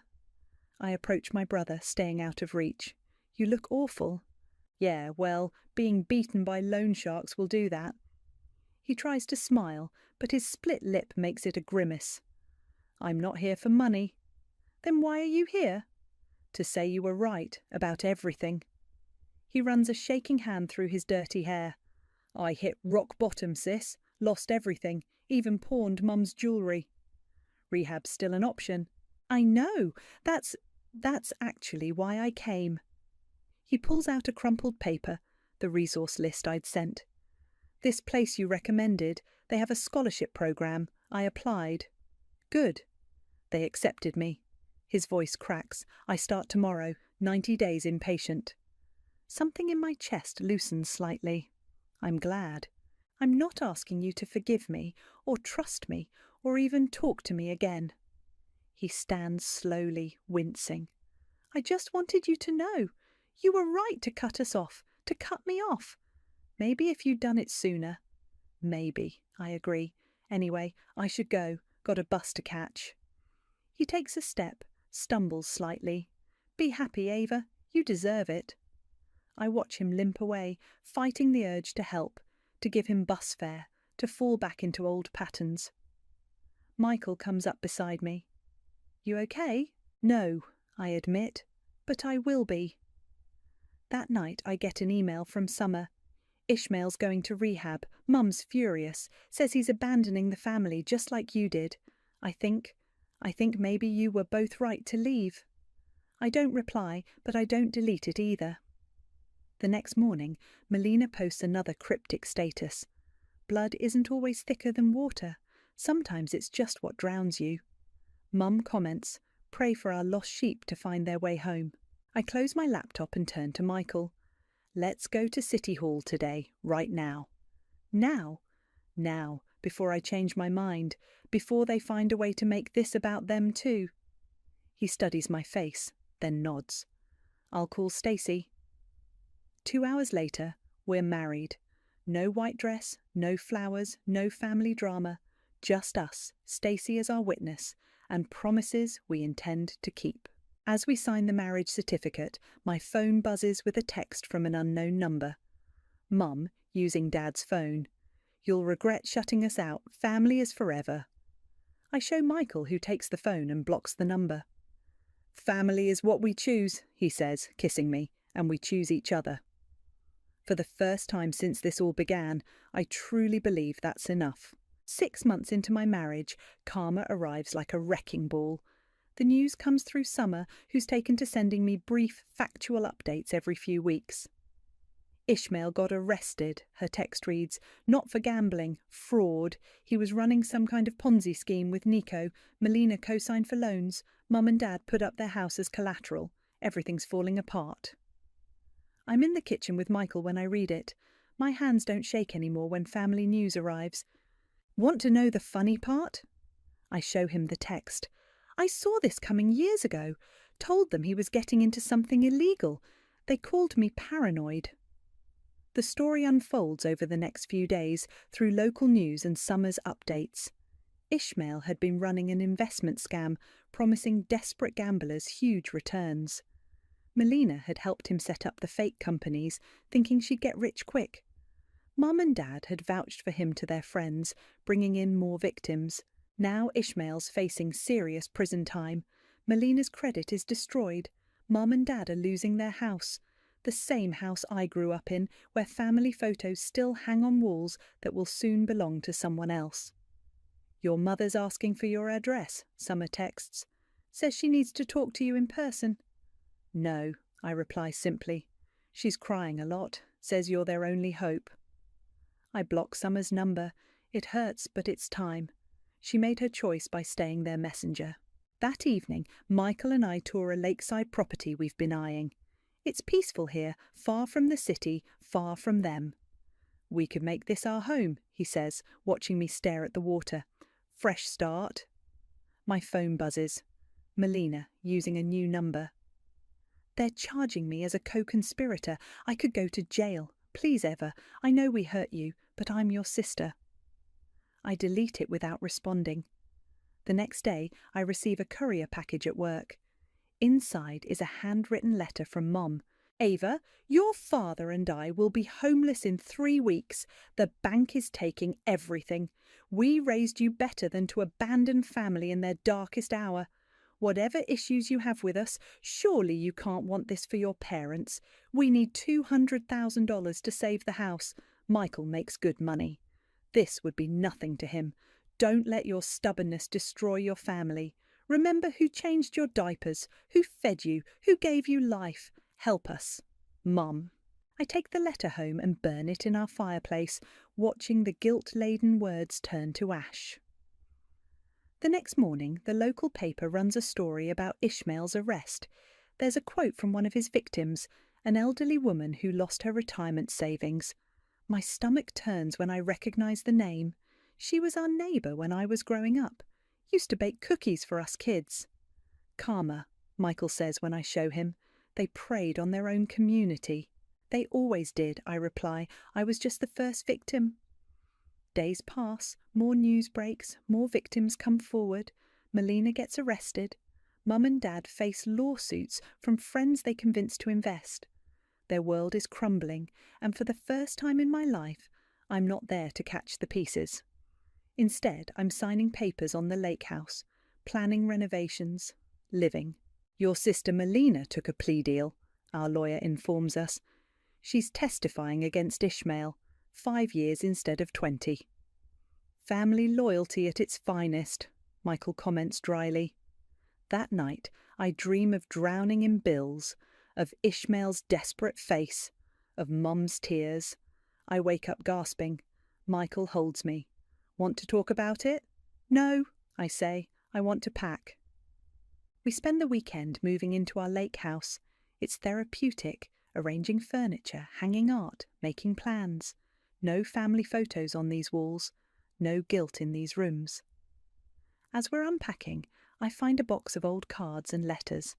Birthday wishes from Mum, Christmas cards from Melina, notes from Ishmael promising to pay me back. A lifetime of manipulation disguised as love. I take the box to the dock and drop it into the lake. The water swallows it without a ripple. My phone lights up one last time. A news alert. Ishmael's sentencing is tomorrow. Mum and Dad's house goes up for auction next week. Melina's starting her prison term soon. I delete the alert and turn off my phone. You okay? Michael asks from the doorway. I look out at the peaceful lake, at our new beginning, at the life we're building without their chaos. Yes, I say. And for the first time, it's not a lie. Sometimes the best revenge isn't action. It's absence. The morning sun glints off the lake as I sit at my desk, fingers hovering over my keyboard. Michael's still asleep upstairs, and the house is quiet except for the gentle lapping of waves against our dock. I open a new document and start typing. Dear younger Ava, I'm writing this letter not to send, but to finally set you free. The doorbell interrupts my thoughts. Through the security camera, I see Summer standing on our porch, looking nervous but determined. I consider not answering, but something in her posture makes me open the door. Before you slam the door, she says quickly, I'm not here as their messenger, I'm here for me. I leave the door open but don't invite her in. Talk. I left them too.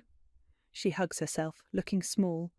After seeing what they did to that sweet old lady from our street, I couldn't anymore. Mum tried to convince me to invest my savings in Ishmael's scheme. That's when I knew you were right all along. Come in, I say finally. Coffee? In the kitchen, Summer tells me everything. How Melina's been writing angry letters from prison, blaming everyone but herself. How Mum and Dad are living in a cheap motel, still insisting they did nothing wrong. How Ishmael got 20 years. They're talking about appealing to you again, she admits. They think enough time has passed that maybe you'll... No, I know. That's partly why I'm here. She pulls out some papers. I need your help with something, but not money. I'm going back to school, starting over. Would you be my reference? You're the only successful person I know who got there honestly. I study my younger sister's face.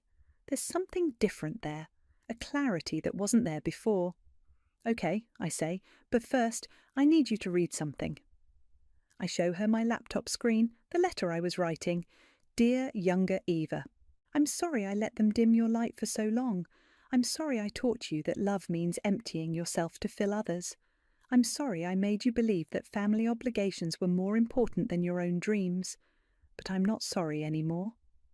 Summer reads silently, tears rolling down her cheeks. When she finishes, she looks up. Can I add something? I nod. She types. Dear younger Summer, I'm sorry I watched them drain you dry and said nothing. I'm sorry I was a coward, but I'm learning from your strength. We spend the morning writing letters to our younger selves, letting out years of suppressed truth. When Michael comes downstairs, he finds us both crying and laughing over coffee. Everything okay? He asks cautiously. Getting there, I say. Summer stays for lunch. We talk about her plans for school, about healing, about building a life that's truly ours. She's different now, harder in some ways, but clearer, like me. After she leaves, I finish my letter. You'll learn that real love doesn't demand your self-destruction. You'll learn that family isn't about blood or obligation. It's about choice and respect. You'll learn that sometimes the strongest thing you can do is walk away. And one day you'll sit in a beautiful house by a lake with a husband who loves you and a sister who finally understands, and you'll realize you're not just surviving anymore, you're living.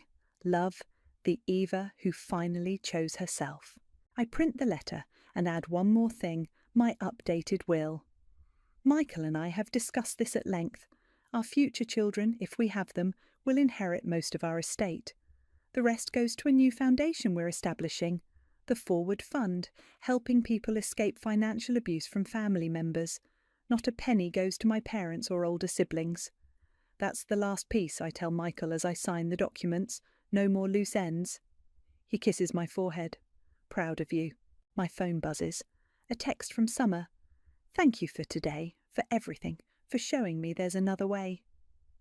Outside, the lake sparkles in the afternoon sun. I think about Mum and Dad in their motel room, about Melina in her prison cell, about Ishmael facing 2 decades behind bars. I think about karma and justice and peace. I close my laptop, take Michael's hand, and walk out to our dock. The water is calm, reflecting the sky like a mirror. In its surface I see my reflection, clear-eyed, strong, free. Sometimes revenge isn't about making others hurt. Sometimes it's about making yourself whole. Sometimes it's about writing a new story, one where you're not the victim or the saviour or the cash machine. Just yourself. Finally, completely yourself. And that's enough. The email glowed on my laptop screen like a confession written in neon. I read it 3 times, my hands trembling as the words burned themselves into my memory. Don't worry, I took care of that internship situation with Connor. Julia won't be getting anywhere near his newspaper. God forbid she actually builds a career and embarrasses us all. Can you imagine her awkward self trying to network? My mother's response was even worse. Good work, darling. Better to nip these silly dreams in the bud. She needs to focus on finding a suitable husband, not chase after some tech journalist fantasy. My name is Julia, and at 22, I discovered my mother and sister had been systematically destroying my future behind my back. I shouldn't have been surprised. Growing up in our sprawling Victorian home, I was always the shadow to my sister Annalise's spotlight. While she commanded rooms with her perfect hair and calculated charm, I preferred coding and creating in my bedroom. My mother never let me forget the difference. Julia, darling, stand up straight, she'd say at every society function. And for heaven's sake, try to smile like you mean it. No one will take you seriously with that deer-in-headlights look. I remember the day Connor offered me the internship. He'd found my blog analysing digital marketing trends and reached out personally. Your insights on brand evolution are fascinating, he'd said during our coffee meeting. We need fresh perspectives like yours at the paper.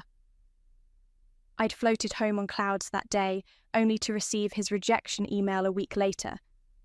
Unfortunately, the position has been filled. Best of luck in your future endeavours. Now, I knew why. Julia? Annalise's voice rang through the house. Mother wants you downstairs for tea. I quickly closed the laptop and wiped my eyes. In our family's twisted hierarchy, tears were considered a sign of weakness. The sitting room was a shrine to appearances. Crystal glasses caught the afternoon light, while Mother arranged petit fours on Royal Doulton china. There you are, Mother said, not looking up. We were just discussing the Hendersons' daughter, 23 and already engaged to a venture capitalist. How nice for her, I managed, my voice steady despite the rage burning in my chest. Annalise smirked from her perch on the antique love seat. You should let me set you up, Julia. That tech blog of yours isn't exactly husband material. Actually, I said, reaching for a teacup, I've been thinking about my future. Mother's eyebrows arched. Oh? I'm moving out next month. I've found a job in digital marketing. Entry level, I assume. Annalise's tone dripped with false concern. Everyone starts somewhere. I sipped my tea, picturing the small apartment I'd already leased across town. I might surprise you. Mother set down her cup with a sharp clink. Julia, be reasonable. You're not built for the corporate world. You're too sensitive. Awkward? Annalise added helpfully. She means you're awkward. I stood up, something inside me finally snapping. Thank you, both, for making your opinions so clear. All these years I thought I was the problem. Now I understand perfectly. Don't be dramatic, Mother sighed. We only want what's best for you. No, I said quietly. You want what's easiest for you. I walked out of that room with my spine straight and my head high. They didn't follow me. They never did. In my bedroom, I opened my laptop again and created a new email account. Then, I started researching shell companies and digital privacy laws. If they wanted to play puppet master with my life, fine. But from now on, I'd be the one pulling the strings. I wrote my resignation letter to the boutique where I'd been working part-time. Then, I drafted an email to a reclusive tech investor I'd been corresponding with through my blog. Dear William, I typed, I am ready to discuss that business proposal, but I have one condition. Absolute anonymity. My phone buzzed with a text from Annalise. Mother's upset. Stop being difficult. I deleted it without responding. They thought I was too plain to succeed, too awkward to matter, too weak to fight back. They'd written me off as a supporting character in their glamorous narrative. But they forgot one thing. The quiet ones see everything. And I'd been watching, learning, and planning for longer than they knew. I opened a new document and typed 2 words at the top. Project Quinn. Let them think they'd won. Let them believe their perfect little world was secure. I had time. I had motivation. And now, thanks to their carelessly open laptop, I had proof. Sometimes, the best revenge isn't served cold. Sometimes it's served with a smile, a business plan, and an empire built in silence. My first apartment was a shoebox with aspirations. The kind of place where you could cook dinner, watch TV, and do laundry without leaving your bed, because everything was within arm's reach. But it was mine, and more importantly, it was far from my family's suffocating influence. You're sure about this? William asked during our first in-person meeting. We sat in a quiet corner of a downtown cafe, his intense eyes studying me over rimless glasses. Completely, I said, sliding my business proposal across the table. I've mapped out every step. He flipped through the pages, occasionally nodding. A digital PR firm that specializes in truth and reputation management. Interesting angle. The industry's broken, I explained, leaning forward. Everyone's focused on covering up scandals. I want to expose them instead. William's mouth twitched. And this has nothing to do with your family. Everything has to do with my family. But that's not the only reason. He closed the folder and sat back. You understand what you're asking. Complete anonymity isn't easy in today's world. I'll figure it out. No, he said, we'll figure it out. But first, show me you can deliver. That night, I sat cross-legged on my bed/office, surrounded by empty ramen cups and energy drink cans. My blog post about influencer marketing fraud went live at midnight. By morning, it had gone viral. 3 months later, I hired Serenity. She walked into my cramped apartment office, took one look at the chaos, and started organising without being asked. Your 3 o'clock cancelled, she announced, clearing away takeout containers. But I got you a meeting with that whistleblower from Stellar Cosmetics instead. I looked up from my coding. How did you manage that? She smiled mysteriously. I have my ways.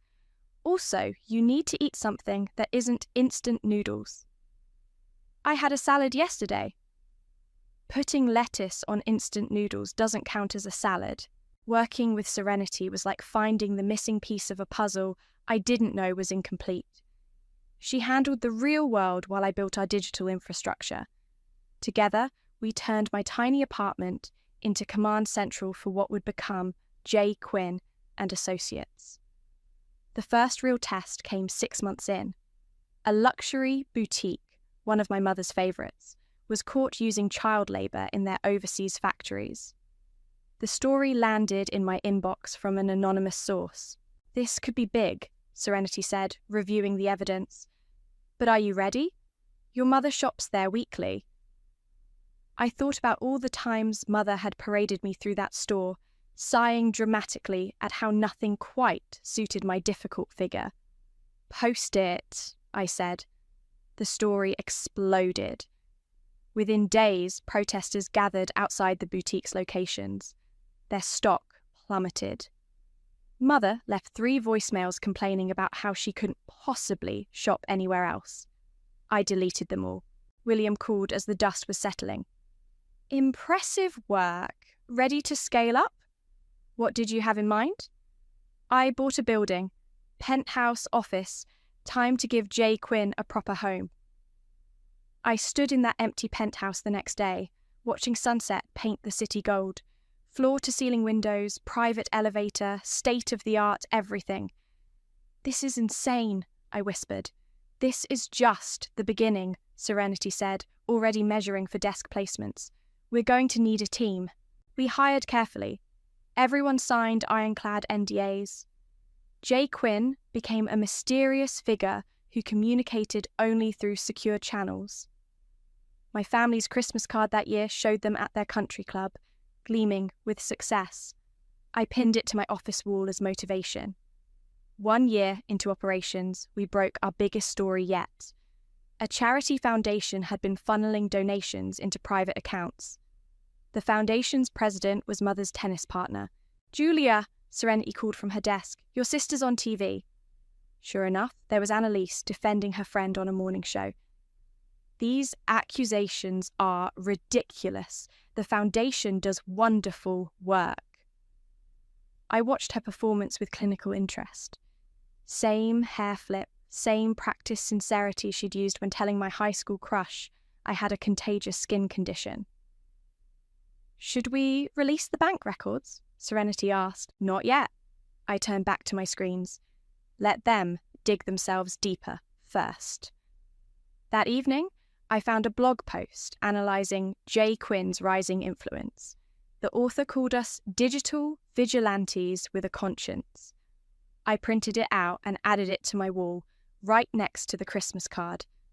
My phone buzzed with a text from Mother. "Darling, do call when you can. We never see you anymore."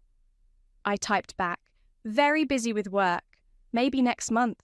Let them think I was still their awkward daughter working some insignificant job. Let them keep underestimating me. The higher they built their glass houses, the further they had to fall. And I was just getting started. "The Nichols Foundation for Arts and Culture," I read aloud, staring at the glossy brochure Serenity had dropped on my desk. "Seriously? Launched last week," Serenity confirmed. "Your mother's the chairwoman. Annalise is executive director. They're calling it a new paradigm in charitable giving." I laughed without humour. More like a new paradigm in tax evasion. The foundation was exactly the kind of vanity project my family excelled at. All glamour, zero substance. Their first fundraising gala made the society pages, with Mother and Annalise beaming from behind a giant novelty check. "Should we look into it?" Serenity asked, already knowing my answer. "Start digging." But quietly. We didn't have to dig far. The foundation's financial records were a masterclass in creative accounting. Money flowed in from wealthy donors, then disappeared into a maze of shell companies and offshore accounts. "Look at this," Serenity said one evening, pointing to her screen. "They're claiming to fund art programs in underprivileged schools, but none of these schools exist." I leaned closer. And the addresses. All led to empty lots or abandoned buildings. perfect. But we needed more.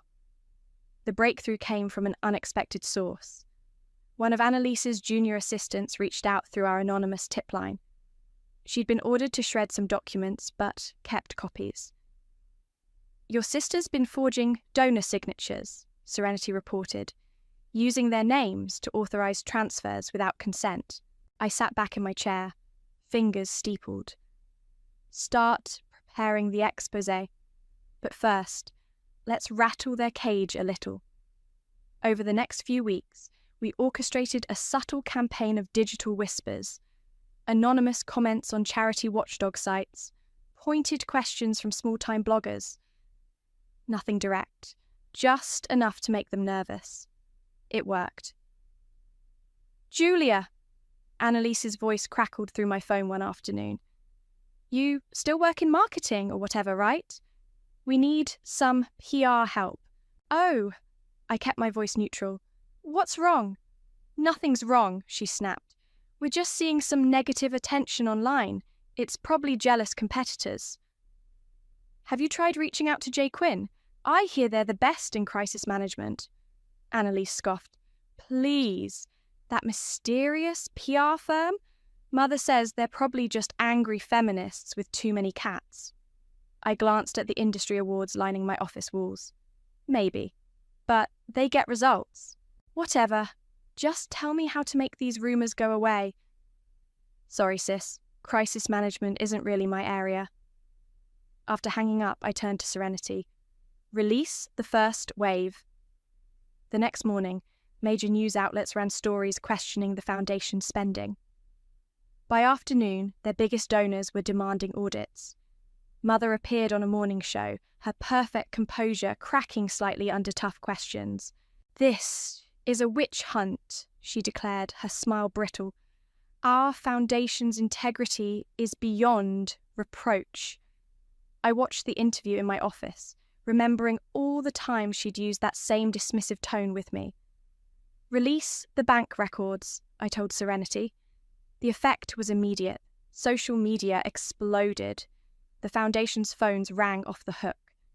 Annalise's husband, a senior partner at a prestigious law firm, publicly distanced himself from the scandal. "Julia," Mother's voice message was frantic. "These horrible stories. You must help us reach out to media contacts. Family stands together in crisis." I deleted the message and opened my laptop to type a press release from Jay Quinn and Associates. "Our firm has been engaged to investigate allegations of financial misconduct at the Nichols Foundation. Initial findings suggest systematic fraud at the highest levels. Full report forthcoming." Serenity read it over my shoulder. "That's going to destroy them." "No," I said quietly. "That's going to make them desperate. And desperate people make mistakes." Sure enough, within hours, Annalise attempted to transfer a large sum from the foundation's accounts to a private offshore bank. We tracked every keystroke. "Should we stop the transfer?" Serenity asked. "Let it go through. Let them think they have an escape route." I stood at my office window, watching the city lights flicker on as dusk settled. Somewhere across town, my mother and sister were probably huddled in their perfect living room, watching their perfect world crumble. My phone buzzed with another message from Mother. "Darling, please, we need you." For the first time in years, that was actually true. They needed me desperately. They just didn't know it was me they were running from.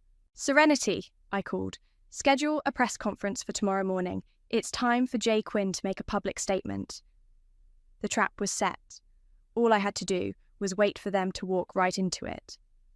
The press conference was a bloodbath. I watched it unfold on multiple screens in my office, each showing a different news channel's coverage. Mother sat at the foundation's mahogany desk, her usual poise crumbling under the barrage of questions. "Mrs. Nichols, can you explain why donor funds were redirected to personal accounts? Is it true your daughter Annalise forged signatures? What do you say to the schools that were promised funding?" Mother's hand trembled as she reached for her water glass. "These accusations are... There's been a misunderstanding. Annalise burst into the room, ignoring her mother's warning glance. "This is ridiculous. We're victims of a coordinated attack. Jay Quinn is nothing but a digital terrorist." I smiled and pressed a button on my intercom. "Serenity, release the email archives." Within minutes, my sister's words came back to haunt her. Hundreds of emails appeared online, showing her explicit instructions to staff about hiding transactions and falsifying documents. "Your husband's office just called," Serenity announced, walking in with a tablet. "He's filing for divorce and freezing their joint accounts." On screen, Annalise's phone must have buzzed with the news. I watched her perfect facade crack as she read the message. She stumbled backward, nearly falling before a staff member caught her arm. "Ms. Nichols," reporters shouted, "any comment on your husband's divorce filing?" Mother grabbed Annalise and practically dragged her from the podium. The cameras followed their retreat, capturing every stumble, every crack in their designer armour. I switched to social media feeds. Nichols' scandal was trending nationwide. Their society friends were jumping ship faster than rats from a burning yacht. "Remember when Annalise told everyone I had an eating disorder in high school?" I asked Serenity. "Just because I wouldn't let her copy my math homework." Karma's finally catching up. My phone lit up with a text from William. "Watching the show. You okay?" I typed back, "Never better." That was a lie. Truth was, I felt hollow, empty. Like I'd been running on revenge for so long I'd forgotten what came after. The society blogs were having a field day. Photos surfaced of Annalise being turned away from her favourite restaurants. Mother's country club membership was under review. Their carefully curated world was imploding. "Julia?" Serenity's voice was gentle. "There's something you should see." She pulled up an old video on her tablet. It was me at 16, giving a presentation at a school business competition. I was talking about digital marketing, my eyes bright with passion. In the background, Mother and Annalise were clearly visible, whispering and laughing. I remembered that day. I'd won first place, but they'd left before the announcement. Mother said they had a hair appointment. "You were amazing," Serenity said. "Even then." "I was invisible," I corrected her, "until now." My phone buzzed again. Another desperate voicemail from Mother. I played it on speaker. "Julia, darling, please. Everything's falling apart. These horrible Jay Quinn people, they're destroying us. We need your help. Your family. Please." Serenity raised an eyebrow. "Are you going to help them?" "Oh, yes," I smiled. "Jay Quinn is going to offer them the deal of a lifetime." I drafted the email myself, making sure every word was perfect. "Dear Mrs. Nichols, given the severity of your situation, Jay Quinn and Associates would be willing to consider taking your case. Our services don't come cheap, but we guarantee results. If interested, please come to our offices tomorrow at 2 p.m. Both you and your daughter must attend personally. Regards, Jay Quinn." "They'll come," Serenity said confidently. "Of course they will. They don't have any other options." I walked to my private bathroom and stared in the mirror. The awkward girl they'd dismissed was gone. In her place stood someone else. Someone stronger, colder, more powerful than they could have imagined. My phone chimed with their reply. "We'll be there." I thought about all the times they'd made me feel small, the opportunities they'd stolen, the lies they'd told. Tomorrow they'd learn the truth. Tomorrow they'd finally see me. "Serenity," I called out, "cancel all appointments for tomorrow afternoon and have my black Armani suit pressed." "The one with the red bottom heels?" "Exactly." I smiled at my reflection. If we're going to destroy what's left of their world, we might as well look fabulous doing it. The sun was setting over the city, painting my office in shades of gold and shadow. In less than 24 hours, I would face my mother and sister as J. Quinn. The thought should have terrified me. Instead, I felt nothing but ice-cold clarity. They wanted to meet the mysterious J. Quinn. Fine. They were about to meet the monster they created, and I was going to enjoy every second of it.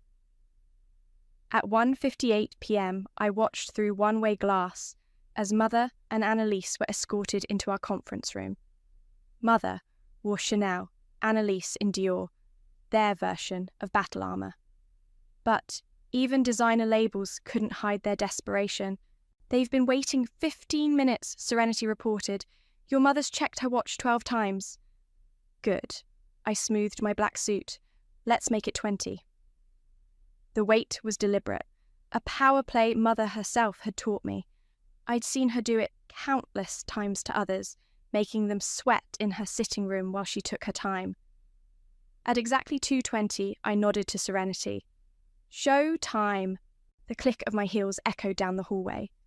Through the glass, I saw Mother straighten her spine, preparing to meet the mysterious J. Quinn. Annalise was biting her manicured nails, a habit Mother had spent thousands trying to break. I paused at the door, hand on the handle. 15 years of pain, rage, and preparation had led to this moment. The door opened silently. I stepped in. For 3 seconds, nothing happened. They stared at me, uncomprehending. Then Annalise's perfectly glossed mouth fell open. "Julia?" Mother's face went through a remarkable series of expressions. Confusion, disbelief, horror, and finally, understanding. "No," she whispered. "Yes." I sat at the head of the table, enjoying how they flinched at the simple word. "Surprised?" "This is impossible," Annalise sputtered. You work in marketing, some little job." "Correction," I smiled. "I own the most powerful PR firm in the country, the one currently destroying your lives." Mother's hand clutched her pearl necklace. "All this time, it was you. It was always me." I opened a laptop, turning it to face them. "Shall we discuss your options? They're rather limited, I'm afraid." Annalise shot to her feet. "You vindictive little—" "Sit down," I cut her off. "Unless you'd prefer I release the recordings of you instructing your staff to shred evidence." She sat. "Now then," I continued, "J. Quinn and Associates can make your problems disappear. We can spin the story, suppress the evidence, even rehabilitate your reputations. Eventually." "What's the catch?" Mother's voice was barely audible. "Simple. I want a confession. Public, detailed, and complete." "Confession of what?" "Everything." I met her eyes. "Every scheme, every sabotage, every time you deliberately hurt me. Starting with how you destroyed my internship with Connor." Annalise laughed hysterically. "You're insane. We're not doing that." I shrugged and reached for my phone. "Then I guess you won't mind if I send these photos of your offshore accounts to the FBI. "Wait!" Mother grabbed Annalise's arm. We need time to think." "You have 30 seconds. "Julia, darling," Mother tried her soothing voice, the one she used to use before delivering particularly cruel comments. "We're family. Surely we can discuss this reasonably." 20 seconds. "I'll pay you," Annalise blurted. "Whatever you want. Name your price." 10 seconds. Mother broke first. Fine. We'll do it. Just, please." I pressed a button on my intercom. "Serenity, bring in the contracts." My assistant entered with documents and a camera crew. Mother's face went pale. "You're recording this?" "Consider it insurance." I slid the papers across the table. "Sign here, and here, initial, there." Their hands shook as they signed away their last shred of dignity. I watched without pity, remembering all the times they'd made me sign away my own dreams. "The press conference is scheduled for tomorrow," I informed them. "You'll read exactly what's on these cards. Word for word. Any deviation, any attempt to minimize or excuse your actions, and the deal's off. You're enjoying this, Annalise accused. Actually, no. I stood up. I stopped enjoying anything about you years ago. This isn't pleasure, Annalise. This is justice. Mother started to cry, perfectly silent tears that wouldn't ruin her makeup. Where did we go so wrong with you? That's the thing, Mother. You didn't go wrong with me. I went right despite you. I walked to the door, then turned back. Oh, and one more thing. The designer bags. They're fake, just like everything else about you. Serenity fell into step beside me as I left them there, surrounded by cameras and contracts. That was intense, she said quietly. It's not over yet. I checked my watch. They have 12 hours to prepare their confessions. Want to bet on who breaks first? My money's on Annalise. I smiled, but it felt hollow. Tomorrow they would face the world and admit what they'd done. Tomorrow everyone would know the truth. So why didn't I feel more triumphant? Let's go through this one more time, I said, pacing the conference room the next morning. Mother, you'll start with the Connor incident. Mother clutched her prepared statement, knuckles white. Must we be so specific? Every detail. I stopped in front of her. How you called his newspaper, what you said about me, the exact words, Mother. She swallowed hard. I told him Julia was unstable, that she had a history of inappropriate attachments to male authority figures, and that her blog posts showed signs of plagiarism. Annalise shifted uncomfortably in her chair. The morning light through the windows made her look older, worn. Your turn, sis. I turned to her. Tell me about the charity funds. This is ridiculous, she snapped. You've already won. Why make us grovel? I pulled out my phone and played a recording. Annalise's voice, crystal clear, instructing her assistant to lose the donation records. Fine, she grabbed her statement. I embezzled money. I forged signatures. I used the foundation to fund my shopping addiction. Happy? Getting there. I nodded to Serenity, who wheeled in a TV monitor. Now, let's review some greatest hits. The screen flickered to life, showing a compilation of their greatest cruelties. Mother at my college graduation, telling relatives I was there taking a break before getting married. Annalise spreading rumours about my mental health when I started my blog. Stop, Mother whispered. Please. Why? You never stopped. I paused the video. Every time I achieved something, you were there to tear it down. Every dream, every accomplishment, you poisoned it. We were trying to protect you, Mother burst out. From what? From failure, from humiliation. She stood up, mascara starting to run. Look at you, plain, awkward, always hiding behind computers. We knew you'd never survive in the real world. The room went deadly quiet. The real world? I laughed softly. Mother, I owned the real world. Every headline, every trending topic, every digital whisper. That's me. While you were protecting me from failure, I built an empire. Annalise's phone buzzed. She checked it, then went pale. The press is already gathering downstairs. Right on schedule. I handed them each an earpiece. Put these in. I'll be feeding you lines if you deviate from the script. Julia, Mother tried one last time, reaching for my hand. We're still family. I stepped back. No, we're not. We're just people who share DNA and a story that ends today. Serenity appeared at the door. They're ready for us. The walk to the press room felt like a funeral march. Mother and Annalise trailing behind me, their designer heels clicking on marble floors. Camera flashes greeted us through the glass walls. Remember, I said, turning to face them one last time. Every word exactly as written, or the FBI gets everything. You really hate us that much? Annalise asked. I don't hate you at all. I straightened her collar, a mockery of sisterly affection. I just want the truth. For once in our lives, let's try honesty. The press room doors opened. Cameras whirred, reporters leaned forward in their seats. Ladies and gentlemen, I announced, taking the podium, I'm Jay Quinn. Today, we're here to witness something unprecedented in crisis management. Absolute truth. I stepped aside, letting Mother take my place. She gripped the podium like a life raft.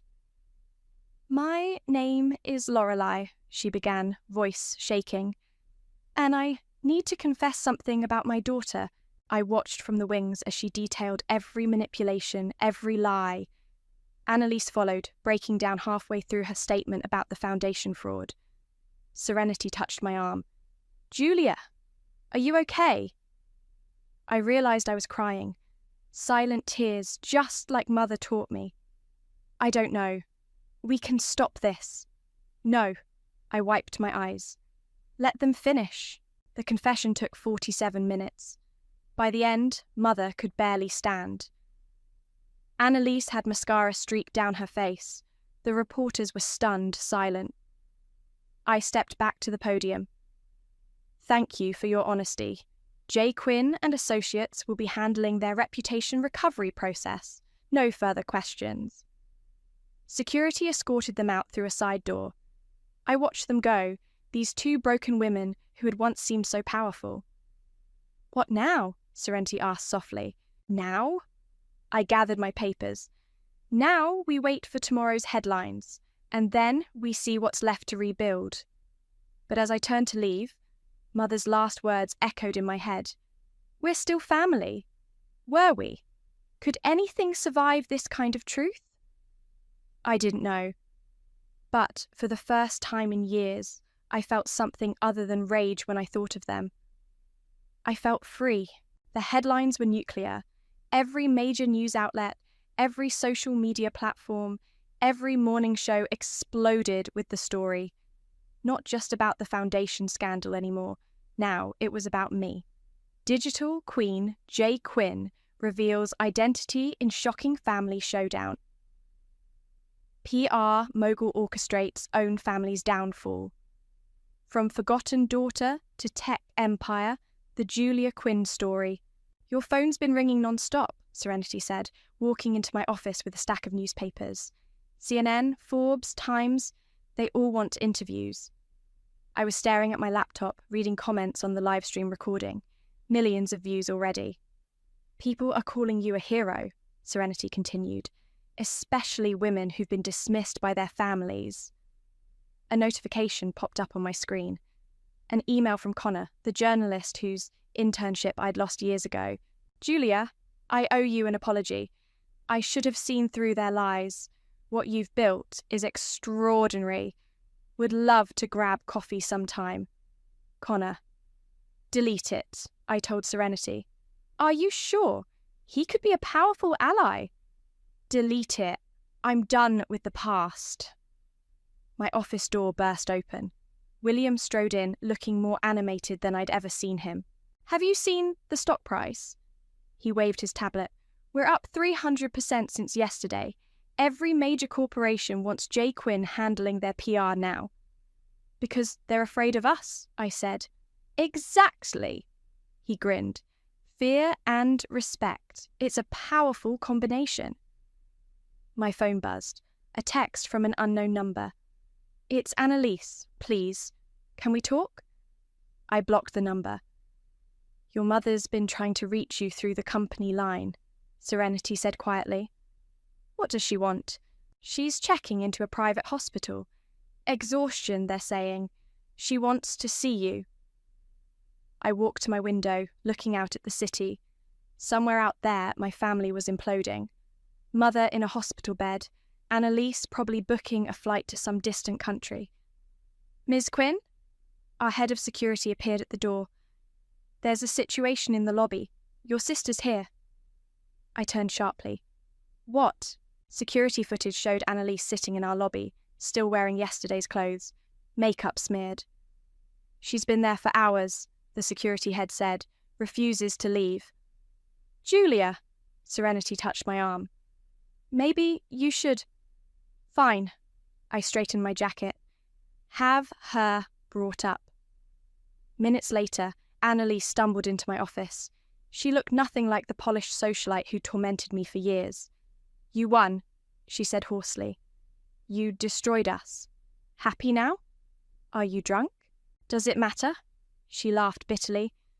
My husband's gone. My friends won't take my calls.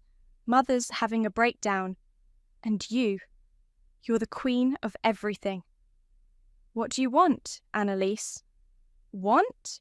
She stepped closer. I want my life back.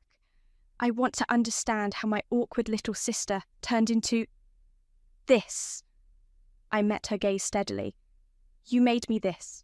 You and Mother. Every time you pushed me down, I built something stronger. We were wrong, she whispered.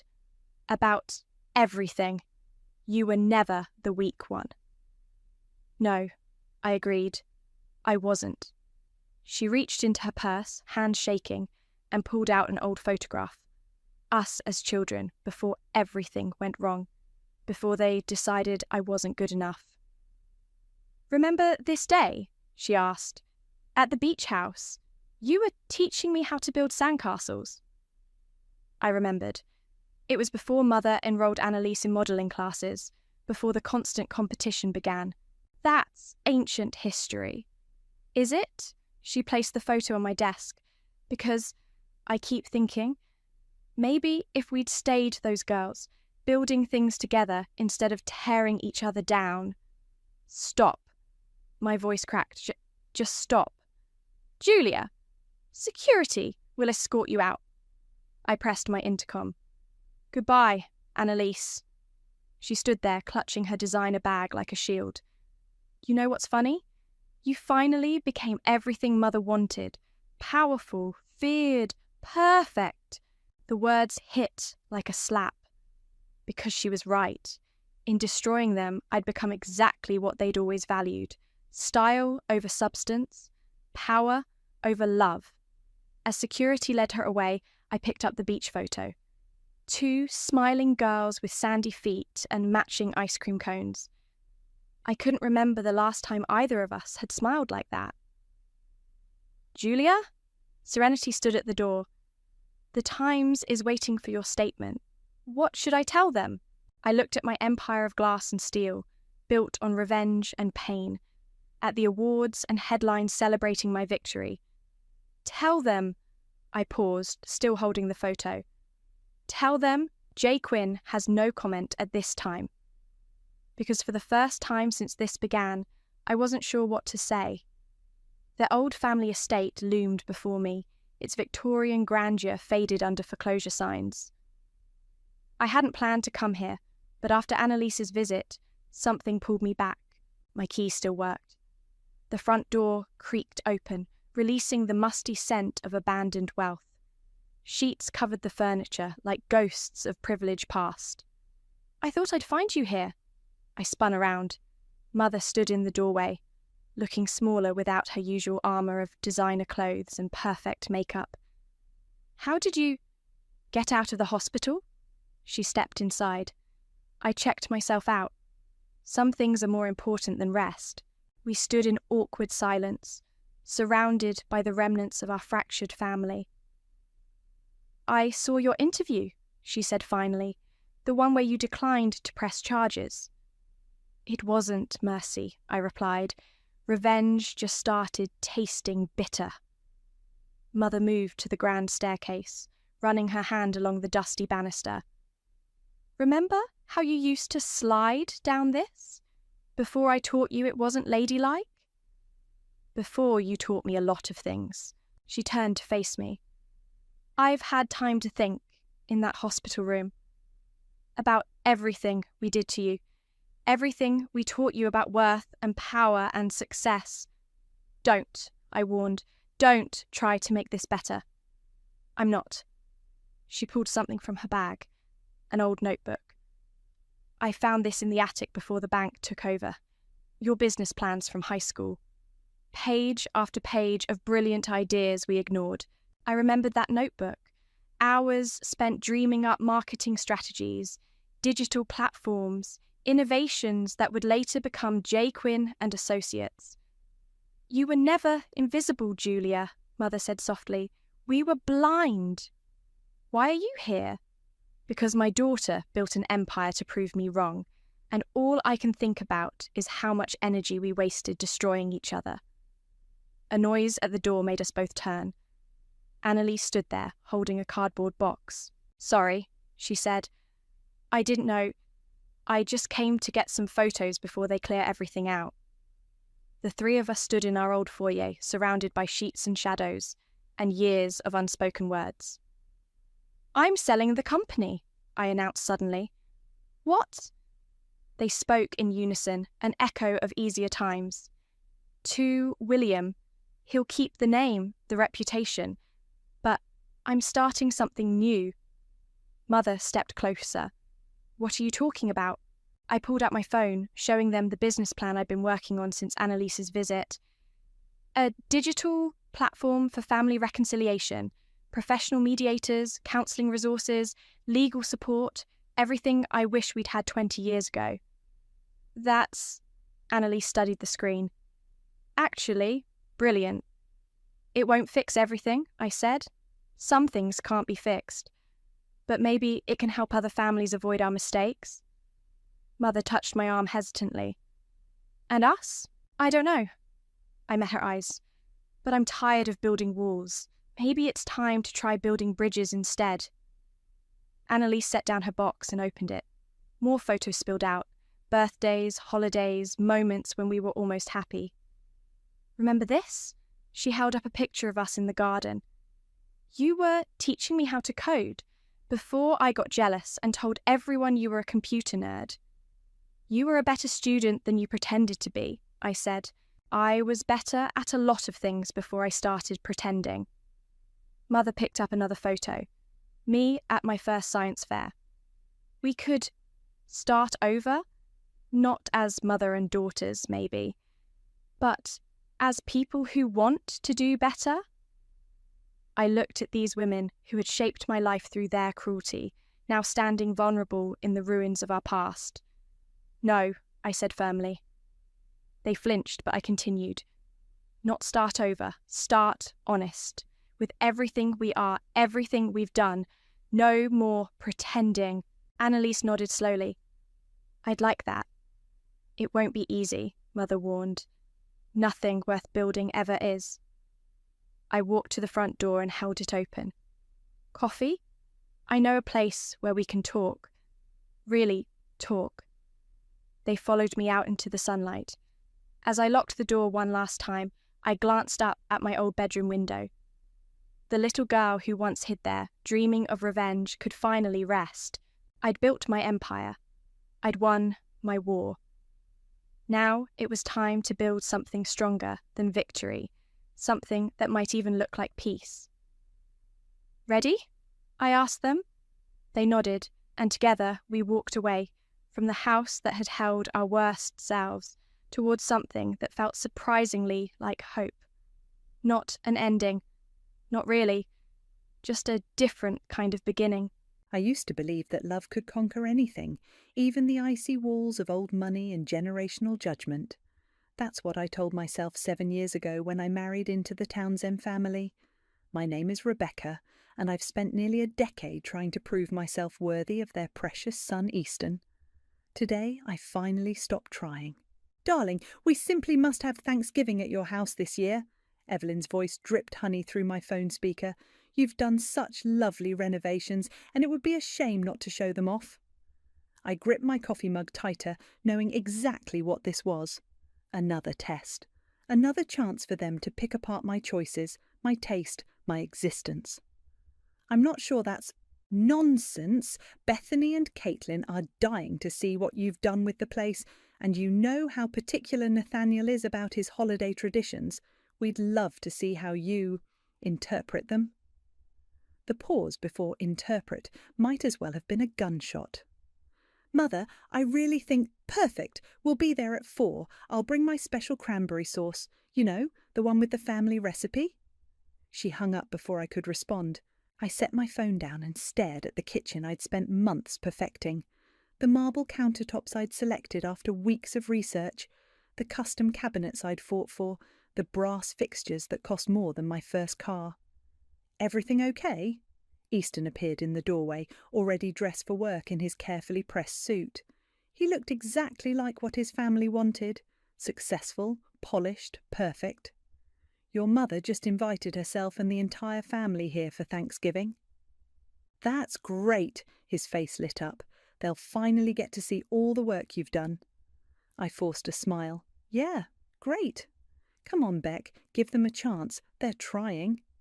The same words he'd been saying since our wedding day, when Evelyn had accidentally spilled red wine on my dress right before the photos. Since Bethany had commented on my quaint career choices at every family gathering. Since Caitlin had started every conversation with, "In our family, we usually—" "Sure," I said, turning to rinse my mug. "They're trying." That evening I called my friend Rowan. "They're coming here for Thanksgiving." "The whole circus?" he asked, complete with ringleader Evelyn. "Are you going to tell them?" I traced the edge of the property deed sitting on my desk, my name alone printed in clean black letters. "Not yet, but soon." "They're going to lose their minds when they find out." "That's the plan." I smiled, remembering the day I discovered Easton had stopped paying the mortgage. The day I realised all his excuses about mail mix-ups and bank errors were lies. The day I decided to take control. The next week was a blur of preparation. I ordered the finest turkey from the local farm, selected wines that cost more than I'd normally spend in a month, and polished every surface until it gleamed. Each decision was calculated, each choice a weapon in my arsenal. "The place looks amazing," Easton said the night before Thanksgiving, wrapping his arms around my waist as I arranged flowers in the dining room. "Mother will love it." I thought about the stack of unpaid bills I'd found hidden in his office drawer, about the conversations with our financial advisor Isaac, who'd finally confirmed my suspicions about Easton's spending, about the quiet meetings with Rowan, planning every legal detail. "You think so?" I asked, leaning into his embrace one last time. "Of course. You've really outdone yourself." He kissed my cheek. "Maybe now they'll finally see what I've always seen in you." I waited until he left the room before whispering, "Oh, they're going to see something all right, just not what they're expecting." Later that night, I stood in my perfectly arranged dining room, running my fingers along the edge of the table I'd set with their precious family china. Everything was in place. The crystal glasses, the silver candlesticks, the carefully pressed linens. My phone buzzed with a text from Rowan. "Still want me there tomorrow?" I looked at the deed again, safely tucked away in my desk drawer. At the dining room that would host my final performance as the perfect Townsend wife. At the house that was now, legally and irrevocably, mine. "Yes," I typed back. "I want you right beside me when it all burns." Thanksgiving morning arrived with the kind of crisp autumn chill that makes everything feel possible. I was up before dawn, triple-checking my lists and timing charts while the coffee maker hummed. "You're up early," Easton mumbled, shuffling into the kitchen at 7. "Need any help?" I didn't look up from basting the turkey. "I've got it under control." "You always do." He grabbed his coffee and retreated to his office, probably to check the sports scores or whatever he did in there these days. At 9, my phone rang. It was Isaac, our financial advisor. "Rebecca, I just wanted to check in before, well, you know." "Having second thoughts about coming to dinner?" I asked, smiling as I chopped herbs. "No, but—" He lowered his voice. "Are you sure about this? Once it's done? Isaac, remember when I came to you about the mortgage, when I found those late notices?" Of course, Easton had missed 6 payments by then. "And what did he tell you when you asked him about it?" Isaac sighed, "That you were handling the household finances and must have forgotten." "Exactly." I set down my knife. He blamed me. To you, to his family, to everyone, while I was working overtime to cover his mess. "I know. That's why I helped you get everything in order." "Then trust me now. This isn't just about revenge. It's about truth." After hanging up, I went through the house one final time. Every surface gleamed, every decoration placed with surgical precision. The dining room looked like something out of a magazine, exactly the kind of perfection Evelyn always claimed I couldn't achieve. At noon, Rowan arrived early as planned, carrying a bottle of wine and legal documents. "Everything's filed?" I asked, taking his coat. "Recorded yesterday." He pulled out his phone. "Want to see Evelyn's face when the county recorder posted the transfer online?" I laughed. "She actually checks those. Every week, looking for foreclosures and divorces, anything to gossip about." Well, she missed this one. "Because we timed it perfectly." He set the documents on my desk. "You know, most people just serve cold turkey for revenge. Most people haven't spent 7 years being treated like a charity case." The doorbell rang at 2, Bethany arriving early to help, which really meant to inspect everything before anyone else arrived. "Rebecca, darling." She air-kissed my cheeks. "The house looks interesting. Very you." "Thanks, Bethany. The kitchen's through there if you want to set down your—" I eyed her container. "What is that?" "Oh, just my special vegan stuffing. I know how traditional you are with your cooking, but some of us prefer more sophisticated options." I smiled, thinking of the vegan dish I'd prepared specifically because I knew she'd pull this. How thoughtful. By 3:30, Caitlin had arrived with her signature passive-aggressive energy. "Those curtains are bold. I never would have thought to pair them with that wall colour. So brave of you." At 4 on the dot, Evelyn and Nathaniel made their entrance. Evelyn swept through the foyer like she owned it, her critical gaze taking in every detail. "Rebecca," she said, handing me her coat, "the house looks— well, you certainly tried your best, didn't you?" Nathaniel just nodded, already heading for the bar cart I'd stocked with his preferred scotch. "Mother," Easton emerged from his office, all smiles and charm. "The place looks amazing, doesn't it?" "It's certainly different from what I would have done," Evelyn replied, adjusting a flower arrangement as she passed. "But then we all have our own standards." I caught Rowan's eye across the room. He gave me a subtle nod. Everything was ready. "Dinner will be served in 30 minutes, I announced. "Drinks are in the living room." As everyone migrated toward the cocktails, I ducked into the kitchen to check the turkey one last time. Through the door I could hear Evelyn's voice. "I just worry about them living in this house. It's so much responsibility. And with Easton's situation at work." "What situation?" I stepped back into the room, voice sharp. Evelyn blinked innocently. "Oh, didn't Easton tell you about the promotion he didn't get?" I turned to my husband, who suddenly found his scotch fascinating. Another secret. Another lie. "No," I said slowly. "He didn't. But then there's a lot we need to discuss about finances tonight." "Rebecca," Easton warned. "Don't worry, dear." I smiled, feeling the weight of the property deed in my desk drawer.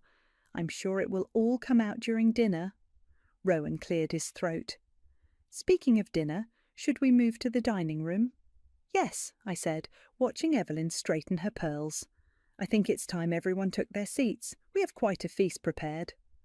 And not just the kind that goes on a plate, I thought, leading the way to the dining room where everything was about to change.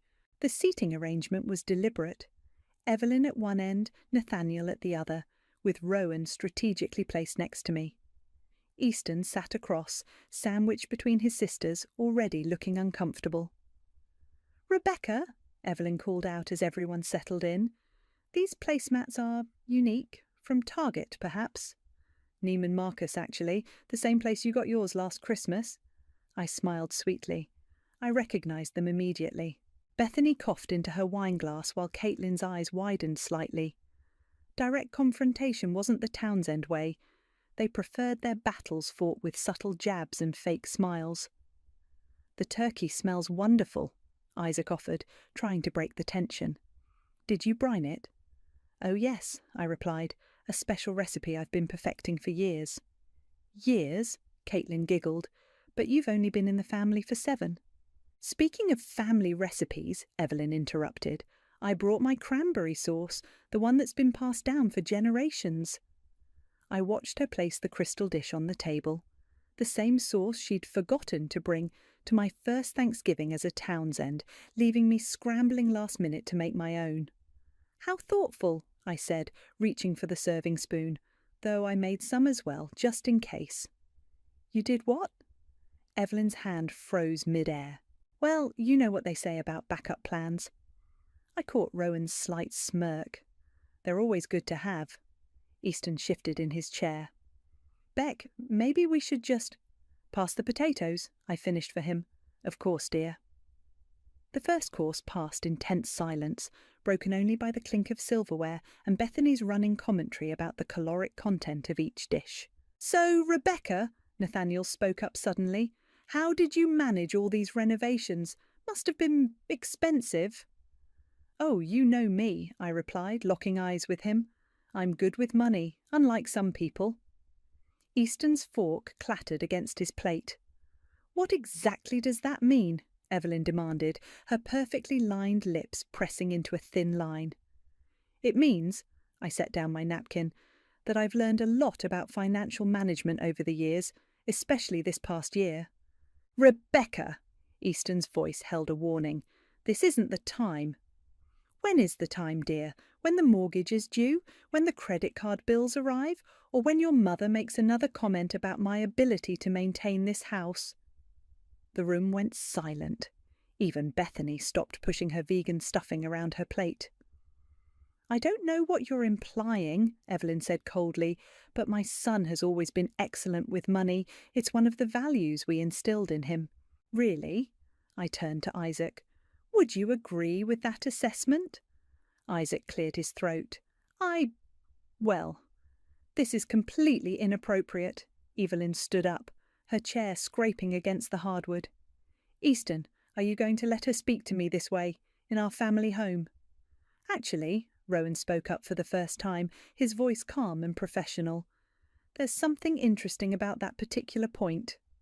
"And who exactly are you?" Bethany snapped. "Rowan Miller, real estate attorney." He reached for his briefcase, "and I have some documents here that might interest everyone." "Documents?" Easton's face had gone pale. "What documents?" "Rebecca," Evelyn's voice shook slightly, "what is going on?" I stood up, smoothing my napkin. "Why don't we have dessert first? I made your favourite, Evelyn, apple pie, the recipe you gave me at my bridal shower, remember? The one you said was a family secret that I later found published in Good Housekeeping." "I don't want pie," she hissed. "I want to know what's happening in my son's house." "That's just it," I replied, meeting her gaze steadily. "This isn't your son's house anymore." The silence that followed was deafening.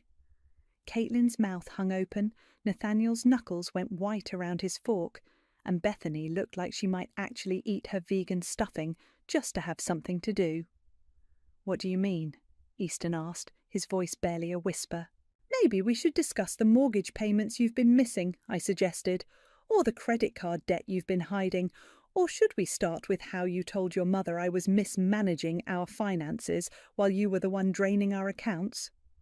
"I think," Rowan said, pulling out a folder, "this might be a good time for those documents." Evelyn sank back into her chair, her face ashen. "Easton, what is she talking about?" I reached for the pie server, my hand steady. "Don't worry, Evelyn. All will be explained over dessert. After all, isn't that the Townsend way? Serving up the bitter truth with something sweet?" The look of dawning horror on their faces was better than any apple pie I could have baked. I served the pie with precise measured cuts. The sound of the knife against the ceramic plate echoed in the silence. 7 years of forced smiles and swallowed pride had led to this moment. "Before we discuss the documents," I said, placing a slice in front of Evelyn, "would anyone like coffee?" "Stop this ridiculous performance there," Evelyn snapped. "What have you done?" "I've done exactly what you taught me." I settled back into my chair. "I've protected the family's interests." Rowan opened his folder and pulled out the first document. "This is a record of missed mortgage payments dating back 14 months. "That's impossible," Easton interrupted. "I've been handling the mortgage." "No," I corrected him. "You've been ignoring it, just like you ignored the credit card bills, the property taxes, And that little gambling habit you thought I wouldn't notice. Bethany leaned forward. Gambling? Easton, you said you stopped that years ago. He did, Evelyn cut in. Right after college, didn't you, darling? Easton's face had gone from pale to grey. Mother, I can explain.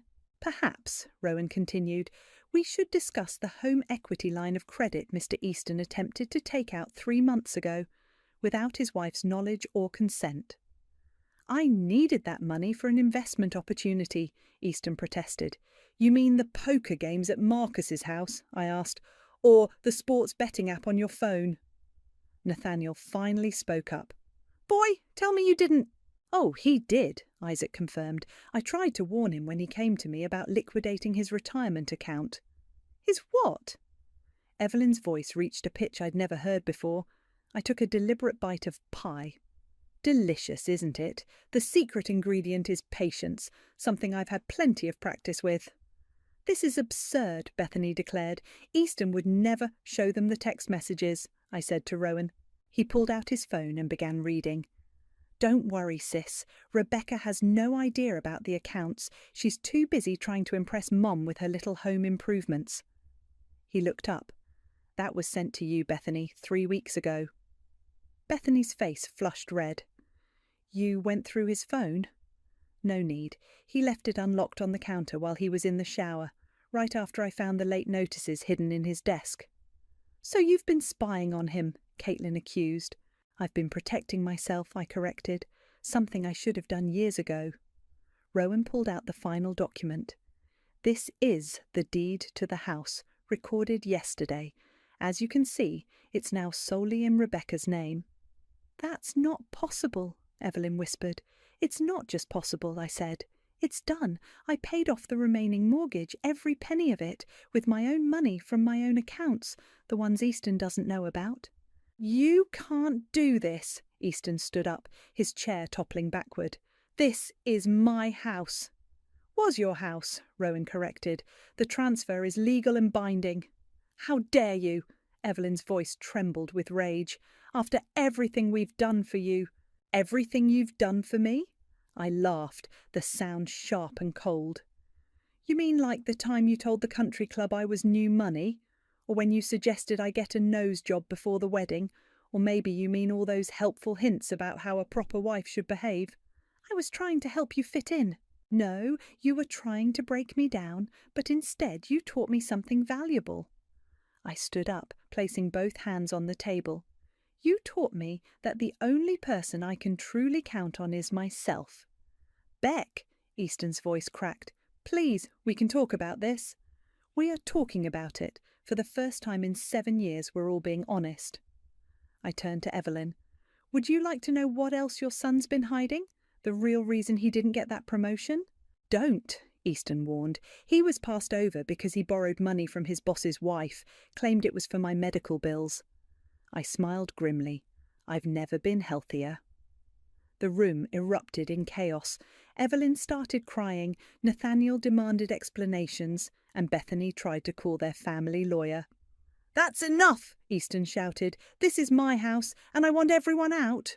Actually, Rowan stood up, as your wife's legal representative, I should inform you that you're the one who needs to leave.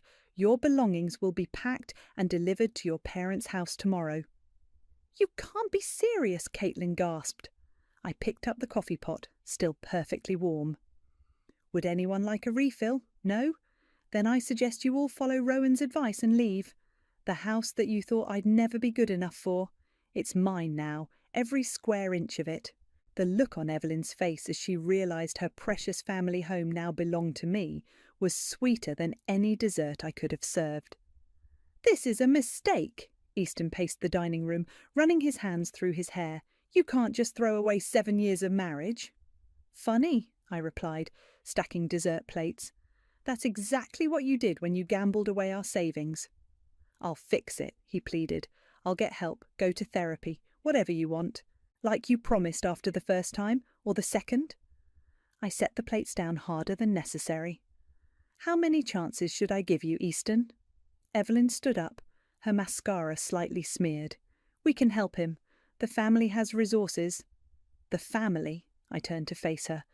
The same family that covered up his gambling in college, that paid off his debts before our wedding without telling me.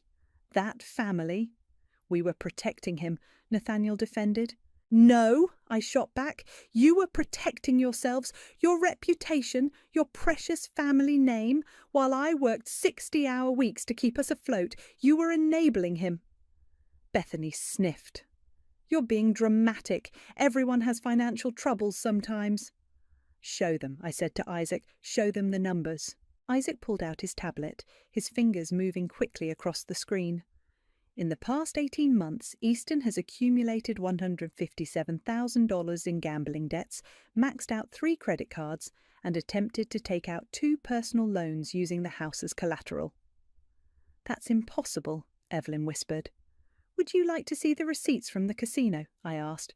Or maybe the screenshots of his betting app. I have those too. You've been collecting evidence, Caitlin realised. Planning this. Of course I have. I learned from the best, didn't I? I smiled at Evelyn. Isn't that what you always say? A lady must always be prepared? This isn't what I meant, Evelyn's voice cracked. Rebecca? Easton moved toward me, hands outstretched. Baby, please, we can work this out. Don't touch me, I stepped back, not after I found out about Sarah. The room went deadly quiet. Who's Sarah? Bethany asked. The blackjack dealer he's been seeing. I turned to Rowan. Show them the hotel receipts. Rowan pulled out another file. Multiple charges at the airport Marriott, always on Tuesdays and Thursdays. My poker nights, Easton whispered. Yes, your poker nights. I laughed bitterly. The ones where you lost our money and gained a girlfriend. It wasn't like that, he protested. It was just, I was stressed about the money, and she listened. While charging you hundreds at the tables, I finished. Real sympathetic ear. Evelyn collapsed back into her chair. This can't be happening. Oh, but it is. I walked to my desk and pulled out a thick manila envelope. These are divorce papers, already drawn up. You'll find them quite generous, considering the circumstances. Generous? Easton snatched the envelope. It's my house too. Not any more, Rowan interjected. And before you try to contest it, you should know we have documented every penny Rebecca used to pay off the mortgage, all from her separate accounts, all legally obtained through her work. What about my inheritance? Easton demanded. The money from grandmother's estate? You mean the inheritance you claimed was tied up in investments? I raised an eyebrow. The one you actually lost at the Bellagio 3 months ago. Nathaniel stood up so quickly his chair fell backward. You lost your grandmother's money gambling? Dad, I can explain. Explain what? I interrupted. How you lied to everyone, how you made me look incompetent with money while you were bleeding us dry, how you let your mother treat me like dirt for 7 years while you knew the truth. I was ashamed, he shouted. Is that what you want to hear? I was ashamed and scared and a coward, I finished. You were a coward who let his wife take the blame for everything while he destroyed our life savings. Please, Evelyn stepped between us. We can fix this privately. No one needs to know. Everyone needs to know, I corrected her. The truth comes out today, all of it. You'll regret this, Bethany warned. You're throwing away everything. No. I picked up my wineglass, taking a slow sip. I'm reclaiming everything. The house, my dignity, my life. It's all mine now. Easton, Rowan's voice was firm. I suggest you pack an overnight bag and leave with your family. The rest of your belongings will be packed by a service tomorrow. This isn't over. Easton's voice shook. Actually, I set down my glass. It is. Happy Thanksgiving, everyone. Don't forget your coats on the way out. As they filed out of the dining room, I caught Evelyn's final glare. 7 years of judgment, criticism and condescension reflected in her eyes. But this time, I didn't look away. I'd finally served the dish they deserved. Cold, hard truth. And for once they had to swallow every bitter bite. The front door slammed so hard the crystal chandelier, Evelyn's housewarming gift, trembled above the foyer.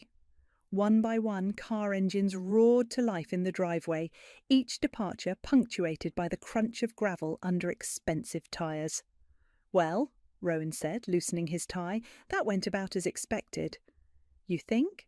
I started gathering wine glasses, my hands surprisingly steady. "I thought Bethany was going to throw her vegan stuffing at me. Give her time, she might come back and try." He helped me clear the table. "You okay?" Before I could answer, the front door opened again. Easton. "I need to talk to my wife," he announced, "alone." Rowan looked at me. I nodded. "It's fine, I'll call you later." After Rowan left, Easton and I stood in the dining room, the remains of Thanksgiving dinner between us like a battlefield. "You humiliated me," he finally said, "in front of my entire family." "You humiliated yourself. I just exposed it." "I was going to tell you about Sarah. When?" I slammed a plate down. "After you lost the house? After you'd gambled away everything we had? Or maybe after your mother finished convincing everyone I was the problem? I never meant for any of this to happen."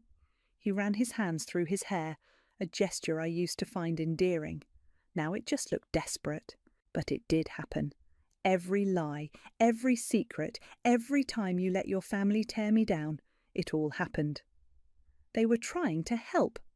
They were trying to control me. My voice echoed off the walls. And you let them. You stood there while your mother criticised everything I did, while Bethany made snide comments about my clothes, while Caitlin played innocent but spread rumours about me at the country club. That's not fair. Fair? I laughed. You want to talk about fair? Was it fair when you told them I was bad with money while you were gambling away our savings? Was it fair when you blamed me for the late mortgage payments that you knew about? Was it fair when you slept with Sarah while I worked overtime to cover your debts? He flinched. "I'm sorry." "Sorry doesn't pay bills, Easton. Sorry doesn't erase 7 years of lies. I'll get help, real help this time. We can start over. There is no we anymore." I pulled out my phone and showed him the screen. "See these? Text messages from your mother dating back years. Every criticism, every insult, every time she undermined me. I kept them all. Why? Because I knew this day would come. The day when everyone would see the truth." His face hardened. "You planned this, all of it, the dinner, the revelations, everything." "Yes, just like you planned to hide your gambling, just like your mother planned to break me down, just like your sisters planned to exclude me from every family event until I proved worthy." The doorbell rang. Through the window I saw Evelyn standing on the porch. "Don't answer it," Easton pleaded. I walked to the door and opened it wide. "Forget something?" "I need to speak with you." Evelyn's voice was ice, woman to woman. Like all those other woman-to-woman talks, the ones where you explained how a proper wife behaves. She stepped inside uninvited. "You're making a terrible mistake." "No, you made the mistake." I closed the door. "You thought you could break me. Instead, you taught me how to fight back." "By stealing our family home?" "I didn't steal anything. I paid for it, every penny, every repair, every renovation, while your son lied and gambled and cheated." "Mother," Easton warned, "don't—" "This house has been in our family for generations," she exploded. "My parents lived here, their parents before them. You have no right—" "I have every right." I stepped closer. "I earned it. While you were planning charity galas and judging my table settings, I was working 60-hour weeks. While you were teaching your son to hide his addiction, I was saving this house from foreclosure. We could have helped." "You could have told me the truth." My voice cracked. "Any of you, at any time. Instead, you watched me struggle, watched me try to please you, watched me blame myself for everything that went wrong." Silence fell. In the distance, a car alarm chirped. "The divorce papers are fair," I said quietly. "Sign them, and this all stays private. Fight me, and every detail becomes public record." "You wouldn't dare," Evelyn whispered. "Try me." I opened the door again. "Now get out of my house, both of you!" Easton moved toward the door, then paused. "I did love you, you know." "No," I replied. "You loved who you wanted me to be. Now you get to live with who I actually am." The door closed behind them with a final, satisfying click. In the empty house, surrounded by the remnants of my last Thanksgiving as a Townsend, I finally allowed myself to smile.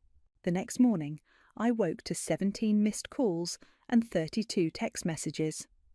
Most were from Easton's family, ranging from threats to tearful pleas. One was from Rowan. "They're at my office, all of them." I called him immediately. "What do they want?" "To contest the property transfer. Evelyn's claiming family heritage rights or some nonsense."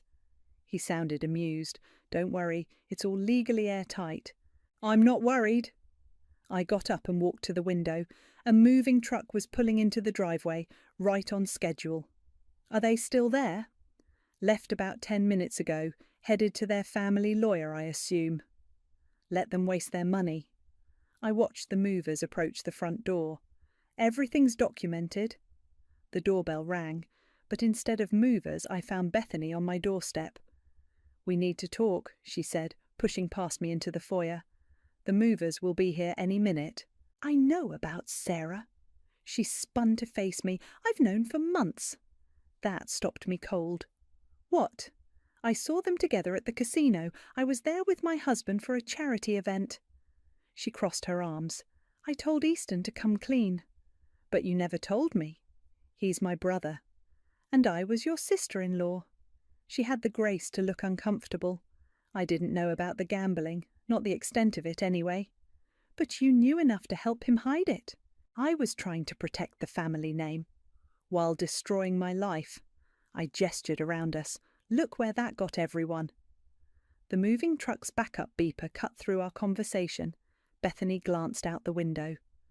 "Mother's going to fight this," she warned. "She'll never let you keep the house."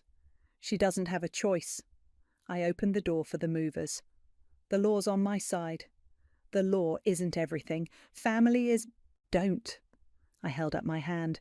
"Don't talk to me about family, not after 7 years of watching you all close ranks against me." The movers started their work, efficiently packing Easton's belongings under my direction. Bethany watched, her perfect makeup not quite hiding her distress. "He's staying with them," she finally said, "at the main house." "Of course he is. Where else would a 40-year-old gambling addict go?" "That's not fair." Neither was letting me think I was crazy for suspecting something was wrong with our finances. I directed the movers toward the master bedroom. "Neither was watching your mother tear me down at every opportunity." My phone buzzed. Evelyn's number. I declined the call. "She'll keep calling," Bethany said. "I know, that's what people like your mother do. They keep pushing until they get their way." I turned to face her, but not this time. The movers worked quickly, and within hours every trace of Easton was boxed and loaded. As the truck pulled away, Bethany lingered. "What will you do now?" she asked. "Live in my house without anyone's approval." "Alone?" "Free," I corrected. My phone buzzed again. This time it was Isaac. "Rebecca," he sounded worried. "Evelyn's at my office. She's demanding access to all of Easton's financial records." "Give them to her," I said. "Let her see exactly what her son's been doing." After hanging up, I found Bethany still standing in my foyer, looking lost. "You should go," I told her. "Your mother will be looking for allies." "She's not wrong about everything," Bethany said quietly. "This house, it means something to us." "It means something to me too. 7 years of pretending to be perfect. 7 years of trying to measure up." I opened the door. "Now it means freedom. You'll never be rid of us, you know. Not really. Watch me." After she left, I walked through the house, noting the empty spaces where Easton's things had been. Each blank spot felt like taking a deeper breath. My phone buzzed one final time, a text from Rowan. "Evelyn's lawyer called. They're backing down. The financial records scared them straight." I smiled, remembering Evelyn's face when she realized her precious family legacy now belonged to the woman she'd tried so hard to break. The woman who turned out to be stronger than any of them expected. Standing in what used to be our bedroom, I opened the curtains wide, letting in the late autumn sunlight. The room looked bigger somehow, cleaner, like a fresh start. On the mantel, next to the deed to my house, I placed a new frame. Inside was the first rejection letter I'd received from Evelyn 7 years ago when I'd asked to host Thanksgiving. The holiday requires a certain standard, she'd written. Well, I'd finally met her standards, I'd exceeded them, and now I had the house, and the last laugh to prove it. The sun was setting when I finally sat down at my dining room table, surrounded by the remains of Thanksgiving. A half-eaten pie, scattered plates and empty wine glasses told the story of how everything had changed in a single evening. My phone lit up with a text from Isaac. "Easton's trying to access the joint accounts." "Let him," I replied. "They're empty anyway." The doorbell rang again. This time it was Caitlin. "I brought back the serving dish," she said, holding out Mother Townsend's prized crystal bowl. "It's been in the family for—" "Keep it." I didn't move to take it. I have no use for family heirlooms. She set it down on the entry table anyway. "I also came to say, I'm sorry." "For what part? The rumours you spread at the country club? Or the time you told everyone I was pregnant when I was just bloated from medication?" She flinched. "I know I was awful, we all were, but seeing those financial records, realising what Easton did—" "Save it." I started clearing dishes from the table. "I don't need apologies, I need peace." "Mother's devastated," she tried again. "This house is mine." I set down a stack of plates. And unlike Easton, I can actually afford it. My phone buzzed. Rowan sending confirmation that the divorce papers had been delivered to Easton's lawyer. Everything was moving forward, exactly as planned. "You know what the funny thing is?" I turned back to Caitlin. "I actually believed I could be good enough for your family, that if I just tried hard enough, worked hard enough, smiled enough—" "You were always good enough," she whispered. "We were the ones who weren't." The kitchen timer dinged. I'd almost forgotten about the last pie in the oven. As I pulled it out, the aroma of apples and cinnamon filled the air. "Is that—" Caitlin hesitated. "Grandmother Townsend's recipe? The real one, not the fake one your mother gave me." I set it on the cooling rack. "Found it in Easton's old papers while I was documenting his gambling debts. Mother will be furious you have it. Mother will be furious about a lot of things." I cut 2 slices. "Want some?" We sat at the kitchen island, eating pie in silence. Outside, leaves skittered across the patio, the one I'd designed, paid for, and now owned completely. "What will you do with the house?" Caitlin asked. "Live in it, make it mine, paint the dining room that bold red your mother always hated." My phone lit up again. Easton's number. "Aren't you going to answer?" "No." I took another bite of pie. "I've said everything I needed to say."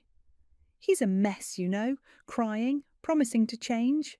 Like he promised before, when he lost his first 50,000, or his second." The doorbell rang a 3rd time.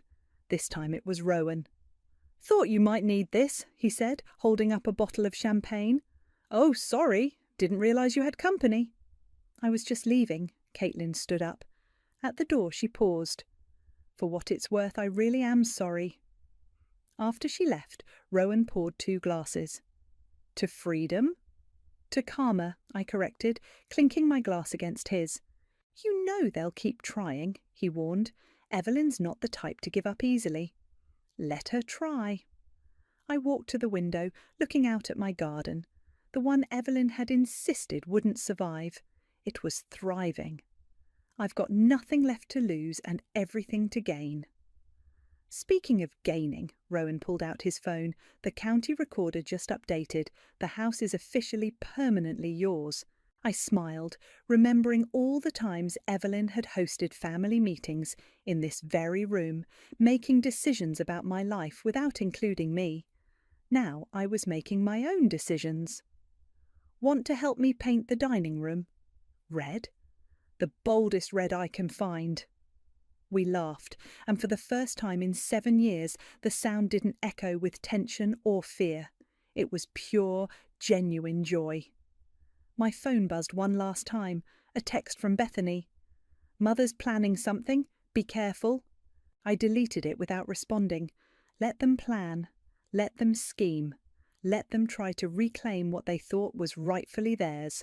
I had the house, I had the truth, and most importantly, I had myself, stronger, wiser, and finally free from the golden handcuffs of the Townsend family name. To new beginnings, Rowan raised his glass again.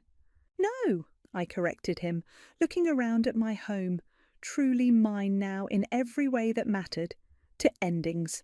Sometimes they're better than the beginnings ever were. The champagne tasted like victory, and the pie? Well, it tasted like justice served warm, with a side of sweet revenge. I never thought I'd be hiding in my own bedroom closet at 56 years old, listening to the sounds of crystal glasses clinking and fake laughter floating up from my living room. But here I was, pressed between winter coats, trying not to breathe too loudly while my daughter hosted her networking soiree downstairs. My name is Sadie, and 2 years ago I made what I thought was a temporary arrangement to help my only child. "Just 6 months, Mum," Erin had said, her eyes wide and pleading.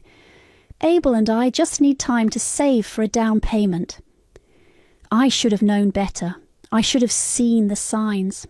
Earlier today, as I was arranging fresh flowers in the kitchen, my Sunday ritual for 25 years, Erin stormed in wearing that designer dress that probably cost more than my monthly pension.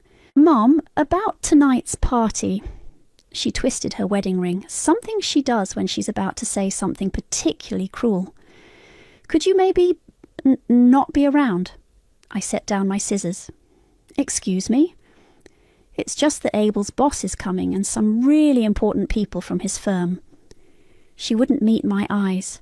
"We need everything to be perfect. Perfect meaning without your mother." The words felt like glass in my throat. "Don't be dramatic. It's just, you tend to tell those stories about your teaching days and your clothes are a bit—" She gestured vaguely at my floral blouse. "Dated." From the living room I heard Abel's voice. "Honey, did you talk to her?" "Working on it," Erin called back before turning to me. "Maybe you could visit Tori tonight." "Tori's visiting her daughter in Seattle."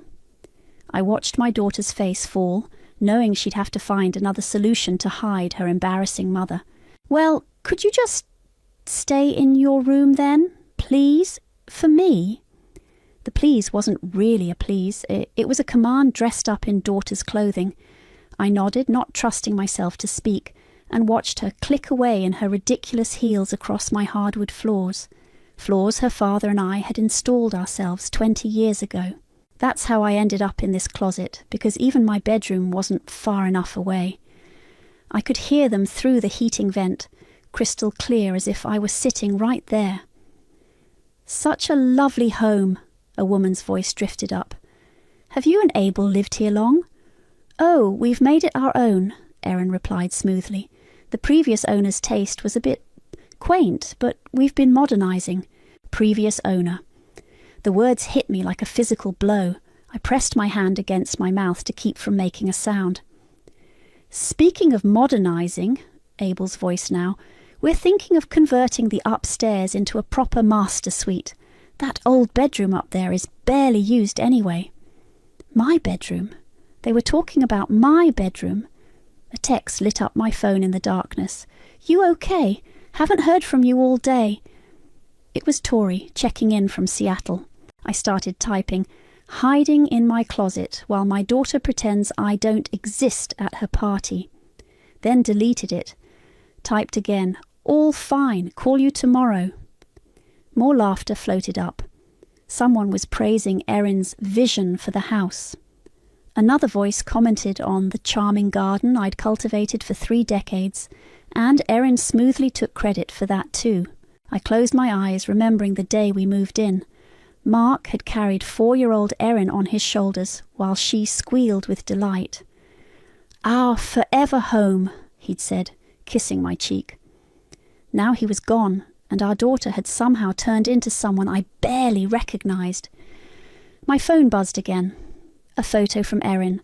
"Mum, I can hear you moving around up there. Please be quiet. Everything's going perfectly." That's when something inside me snapped.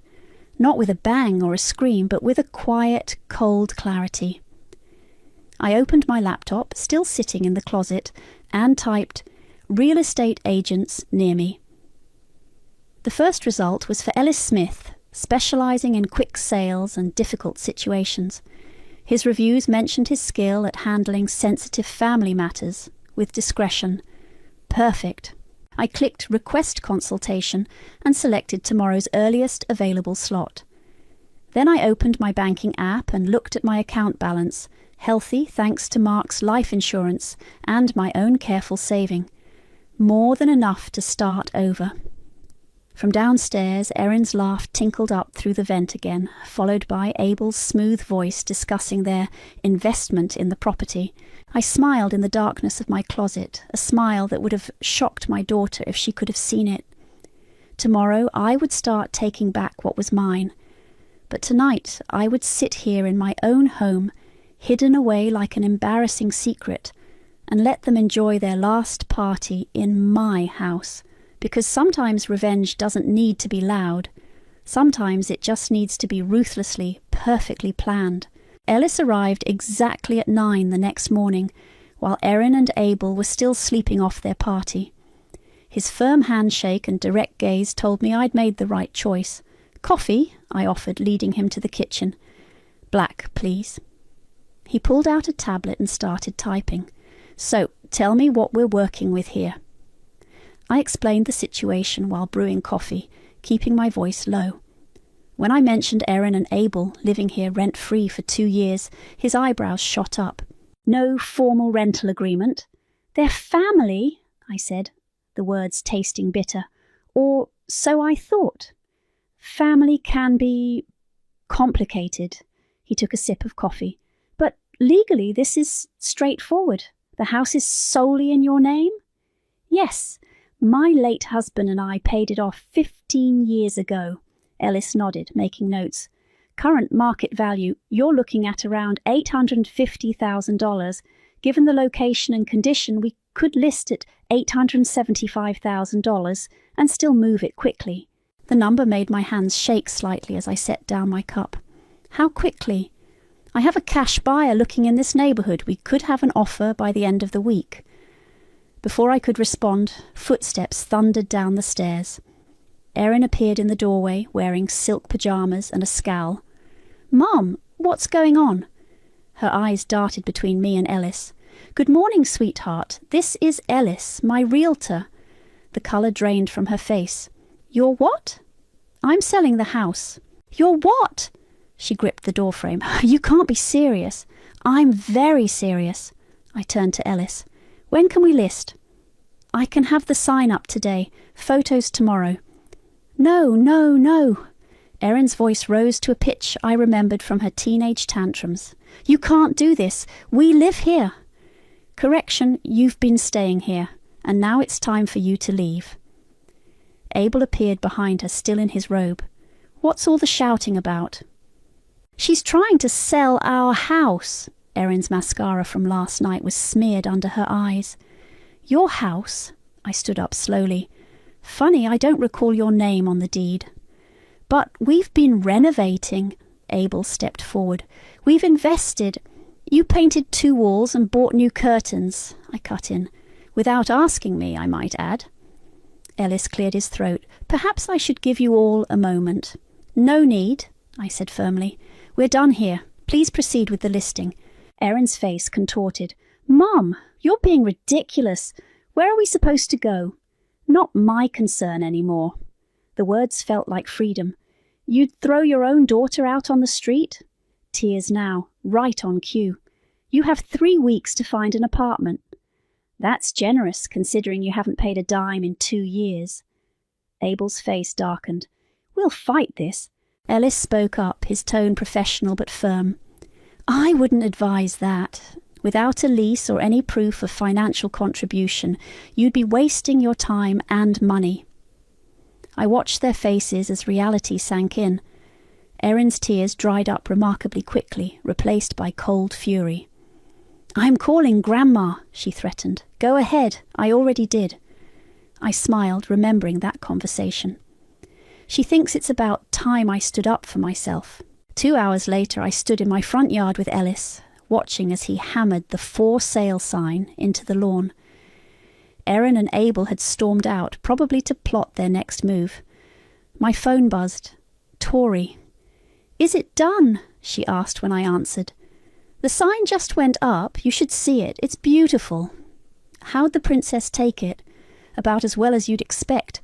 There were tears, threats, the works." "Good." Tori's satisfaction was clear.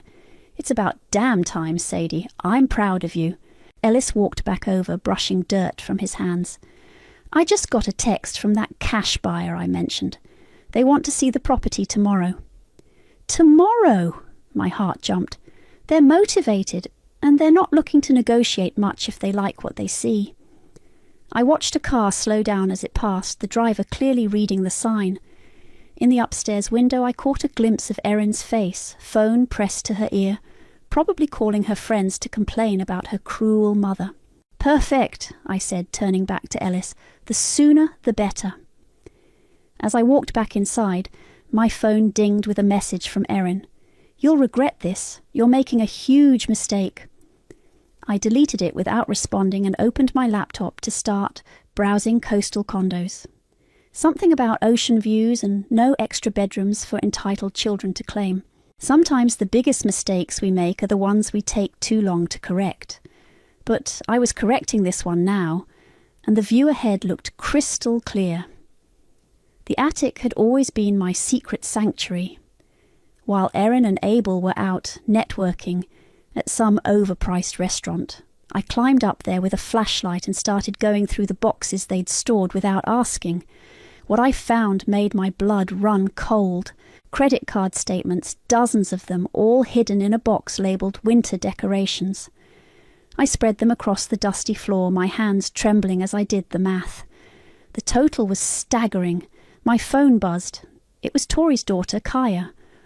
"Mum said you needed legal advice. Can you come over? There's something you need to see." 20 minutes later, Kaya sat cross-legged beside me in the attic, examining the statements. Her legal training showed in the methodical way she arranged the papers. "This is interesting," she said, holding up a credit card bill. "Look at the name." I squinted at the paper. Abel Bowen and Elizabeth Bowen. Who's Elizabeth? That's what I'd like to know. Kaya pulled out her phone. "Give me a minute." While she made some calls, I dug deeper into the box. Hidden beneath the statements was a folder full of loan applications, all rejected. Each one listed my house as collateral. "Found something," Kaya announced. "Elizabeth Bowen is Abel's mother. She died 3 years ago, before they moved in here." "Exactly. And this credit card, it's still active." The implications hit me like a punch to the gut. "They're using a dead woman's credit card." "Credit card fraud," Kaya nodded grimly. "Among other things, these loan applications, they forged your signature." A thud from downstairs made us both freeze. Voices drifted up. Erin and Abel were home early. "Quick," I whispered, gathering the evidence. "Help me get these to my room." We crept down the attic stairs with our arms full of papers. Just as we reached my bedroom door, Erin's voice rang out.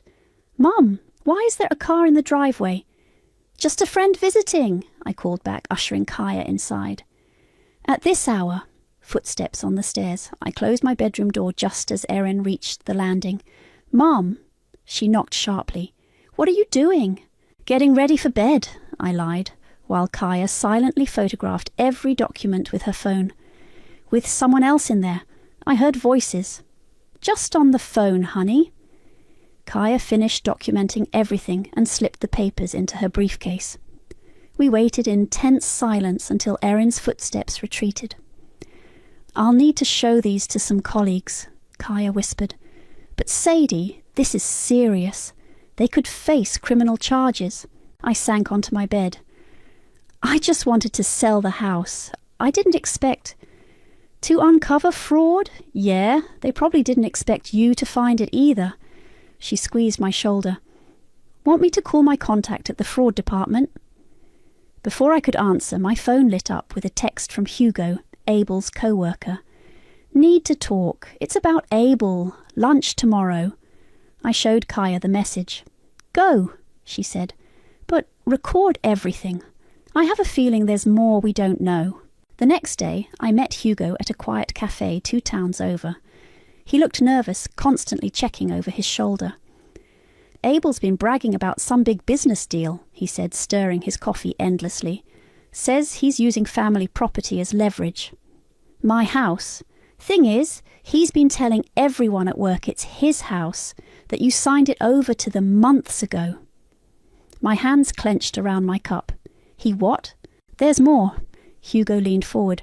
He's been moving company money around, small amounts, but it adds up. I think he's been embezzling. Why are you telling me this? Because the audit team is coming next month, and when they do, he shrugged, Abel's going down. I just thought you should know since you're family. I almost laughed at that last word. Instead, I thanked him and called Kaya as soon as he left. It's worse than we thought, I told her. Much worse. Good, she replied.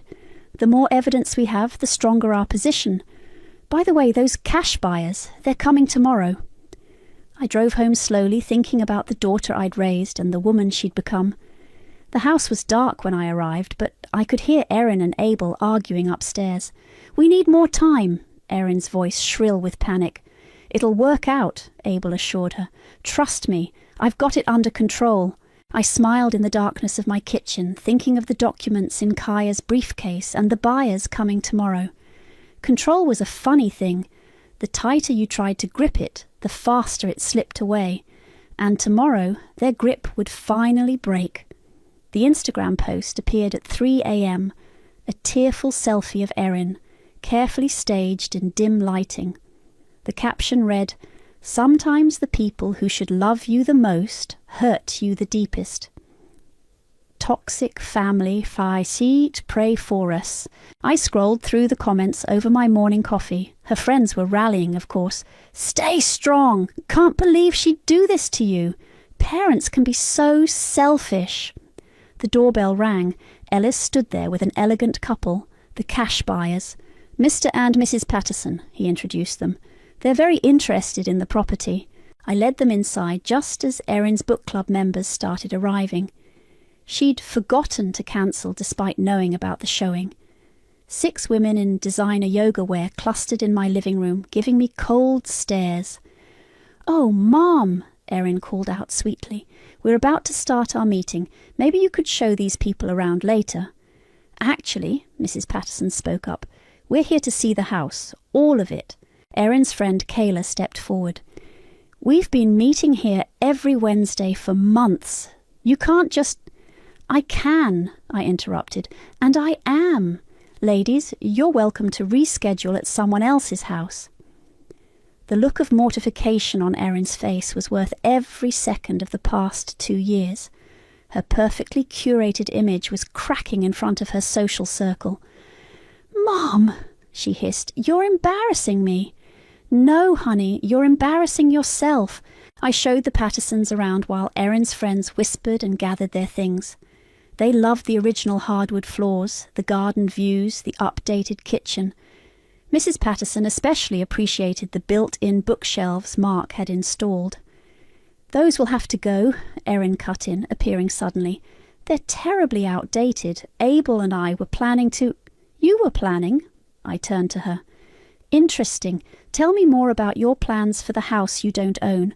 Silence fell. The Pattersons exchanged glances. "Perhaps we should continue this another time," Ellis suggested smoothly. "No need," Mrs. Patterson said. "We've seen enough. We'd like to make an offer." Erin's face went white.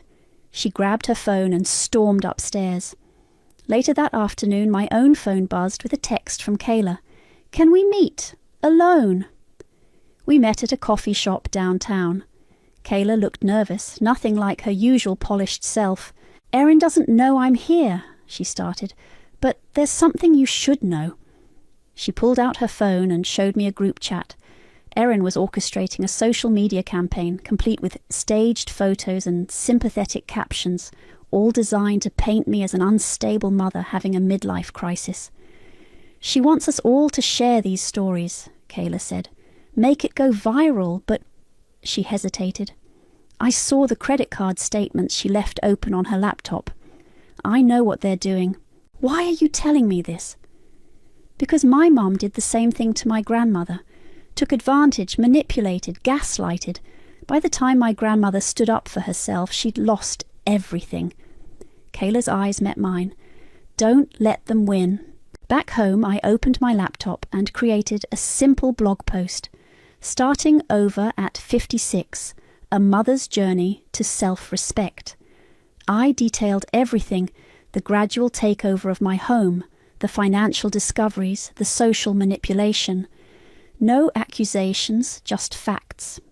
My phone pinged with a message from Ellis.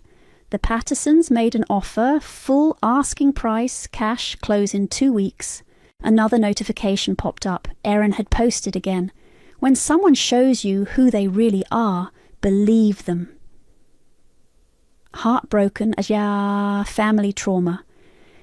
I smiled and hit publish on my blog post, then shared it in a popular forum for parents of adult children.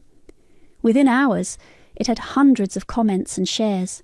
Don't let them gaslight you. Stand your ground. Selling the house is just the beginning. Get a lawyer. Erin must have seen it because she burst into my room without knocking. Take it down, she demanded. You're ruining everything. Like you tried to ruin me. I kept my voice calm. By the way, the Pattersons made an offer, full price. You can't. I can, and I did. 2 weeks, Erin. Start packing. She stood there, mascara running, looking like the little girl who used to crawl into my bed during thunderstorms. But that little girl was gone, replaced by someone I barely recognized. Dad would be ashamed of you, she spat. No, honey. I turned back to my laptop. Dad would be ashamed of what you've become. After she left, I added an update to my blog post. Sometimes loving your children means showing them that actions have consequences, even when it breaks your heart. The comments flooded in, a chorus of support from strangers who understood exactly what it meant to take back your life, one painful step at a time. You need to see this now. Kaya's voice crackled through my phone. I'm sending a car. Don't tell Erin where you're going. 20 minutes later, I sat in Kaya's office while she spread documents across her desk. The morning sun cast long shadows over papers that looked official and ominous. Remember those loan applications we found? She pointed to a highlighted section. They didn't just forge your signature once, they've been doing it systematically. What do you mean? They created a trust in your name, made themselves trustees. They've been using it to secure loans, credit lines, everything. She pushed her glasses up. They were planning to claim partial ownership of the house through some very creative legal manipulation. My hands started shaking. How much money are we talking about? Close to 200,000, all in your name. The room spun slightly. That's impossible. Someone would have noticed. They did. Kaya pulled out another document. The FBI's fraud division has been watching Abel for months. That's why your house sale spooked them so badly. It wasn't just about losing their free ride. It was about their whole scheme falling apart. A knock at the door made us both jump. It was Tori carrying a dusty box. Found these in my attic, she said, setting it down. Mark's old letters and papers. You asked me to keep them after he died, remember? I did remember. After Mark's death, I couldn't bear to look at them. Now Tori pulled out a sealed envelope with my name on it. It's dated 2 months before he passed, she said softly. My hands trembled as I opened it. My dearest Sadie, if you're reading this, I'm gone, and something's happened to make you doubt yourself. I've watched Erin changing these past few years. The entitlement, the manipulation. I see how she treats you, even if you don't want to admit it. Don't let her take advantage of your love. Don't let her guilt you into giving away your security. You've worked too hard for that. I'm leaving everything to you, not her, for a reason. Trust your instincts. They're better than mine ever were. All my love, Mark. There's more, Kaya said gently, giving me a moment to wipe my eyes. We found evidence that Abel's been embezzling from his firm, using the money to maintain their lifestyle, pay off some of those credit cards. The audit, I whispered, remembering Hugo's warning. Exactly. When that hits... Kaya's phone buzzed. She read the message and sat up straighter. That was my contact at the FBI. They're moving up their timeline. They want to talk to you tomorrow. About what? They need your statement about the forged documents and... She hesitated. They want to know if you'll testify if this goes to court. Against my own daughter. Against 2 people who committed fraud, Tori cut in, who happened to be related to you. I stared at Mark's letter, his familiar handwriting blurring through my tears. What happens to them if I cooperate? Best case, heavy fines, probation. Worst case, jail time. Kaya's voice was gentle but firm. But Sadie, if you don't cooperate, you could be implicated. Those loans are in your name. My phone lit up with a text from Erin. Mum, we need to talk. Abel's got a plan to fix everything. Please come home. Another message followed. We can work this out as a family. Just call off the sale. Please. They know something's coming, Kaya observed. They're getting desperate. I thought about all the times I'd given in to Erin's pleading, all the boundaries I'd let her cross. Mark had seen it coming. He'd tried to warn me. Set up the meeting, I told Kaya. I'll talk to the FBI. You're doing the right thing. Tori squeezed my hand. Am I? Because it feels like I'm betraying my child. No, Kaya said firmly. You're finally holding her accountable. There's a difference. As we gathered the documents, my phone buzzed again. A notification from my blog, hundreds of new comments, all from parents sharing similar stories. One caught my eye. The hardest part of parenting isn't the sleepless nights when they're babies. It's standing firm when they're adults making terrible choices. Stay strong. I tucked Mark's letter into my purse and stood up. I need to get home. They'll be wondering where I am. Be careful, Kaya warned. Don't let them know what's coming. I drove home slowly, rehearsing what I'd say when they inevitably cornered me. But the house was quiet when I arrived. On the kitchen counter I found a note in Erin's handwriting. Gone to dinner with Abel's boss. Very important meeting. Don't wait up. I smiled grimly, knowing their very important meeting wouldn't save them from what was coming tomorrow.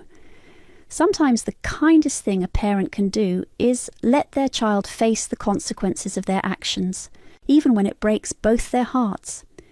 The FBI agents arrived at 7 a.m. sharp, just as Erin and Abel were heading out for their morning coffee run.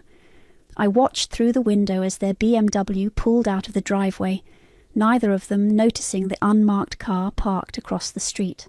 Mrs. Holland, the female agent showed her badge. I'm Agent Torres. This is Agent Murphy. Thank you for meeting with us.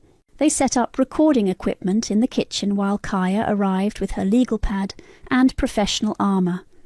The questioning started simple enough. When did you first notice unauthorised use of your identity? 3 days ago, in the attic. I described finding the documents, watching Agent Murphy take detailed notes. Halfway through my statement, the front door slammed. Erin's voice rang out, Mum, why is there another car in the drive? She froze in the kitchen doorway, coffee cups tumbling from her hands. Abel crashed into her from behind.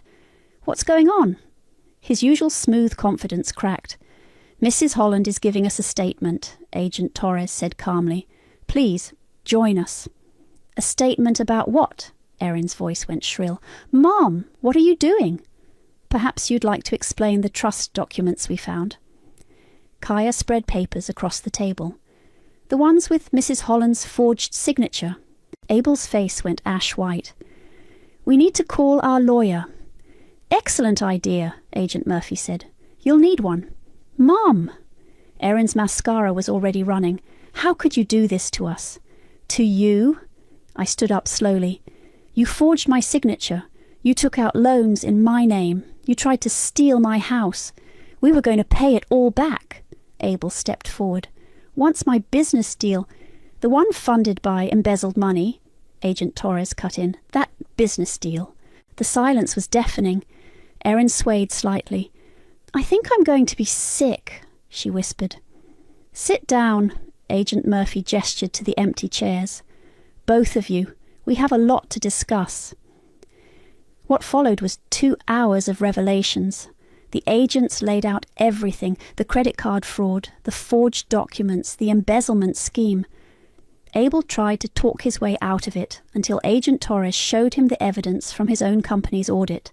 Stop talking, his lawyer said when he finally arrived. Don't say another word. But Erin couldn't help herself.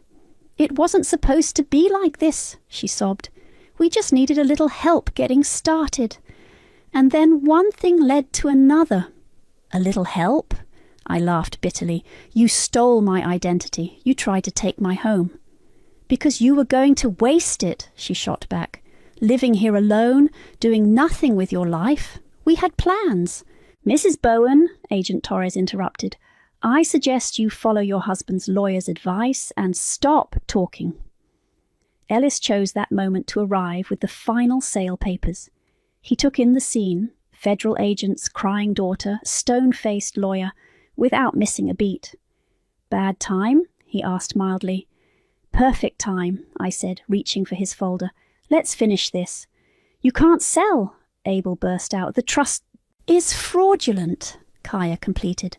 Along with everything else you've done, Mrs. Holland has full legal right to sell her property. I signed the papers with a steady hand while Erin watched, mascara streaking down her face. Where are we supposed to go? She whispered. Agent Torres stood up. Actually, we need you both to come with us. There are more questions we need to ask. At the station. Are we under arrest? Abel's voice cracked. Let's call it a formal interview for now, Agent Murphy said. Though I suggest you both pack a bag. This may take a while. I watched as they led my daughter and son-in-law out to their car. Neighbours peeked through windows, phones undoubtedly recording everything. Erin turned back once. Mom, please, she begged. Don't let them do this. I thought of Mark's letter, of all the times I'd enabled her, excused her, protected her from consequences. I'm not letting them do anything, I said quietly. You did this to yourself. After they left, Ellis handed me the final copy of the sale agreement. Congratulations, he said. The house is officially sold. Keys transfer next week. I sank into a kitchen chair, suddenly exhausted. Kaya squeezed my shoulder. You did the right thing, she said. Then why does it feel so awful? Because you're a good mother, even when your daughter isn't a good daughter. My phone buzzed. Another comment on my blog. Holding them accountable is the hardest form of love. I looked around my kitchen, where moments ago my daughter's world had fallen apart. Tomorrow I'd start packing up 30 years of memories. But today I just sat there letting myself feel the weight of what tough love really means. Moving day arrived with a crisp autumn breeze. I stood at my bedroom window watching the moving truck pull up just as a police car escorted Erin and Abel to collect their belongings. They'd been released on bail, pending trial. 2 hours, the officer announced. That's all you get to pack your personal items.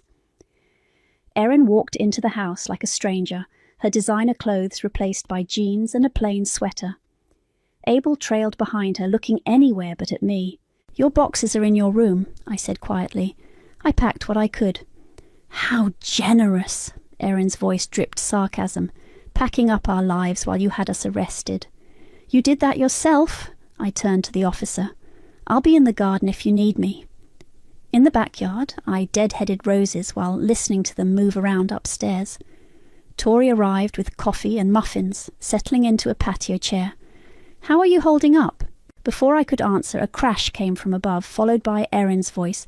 This is worth more than that. You can't just throw it in a box.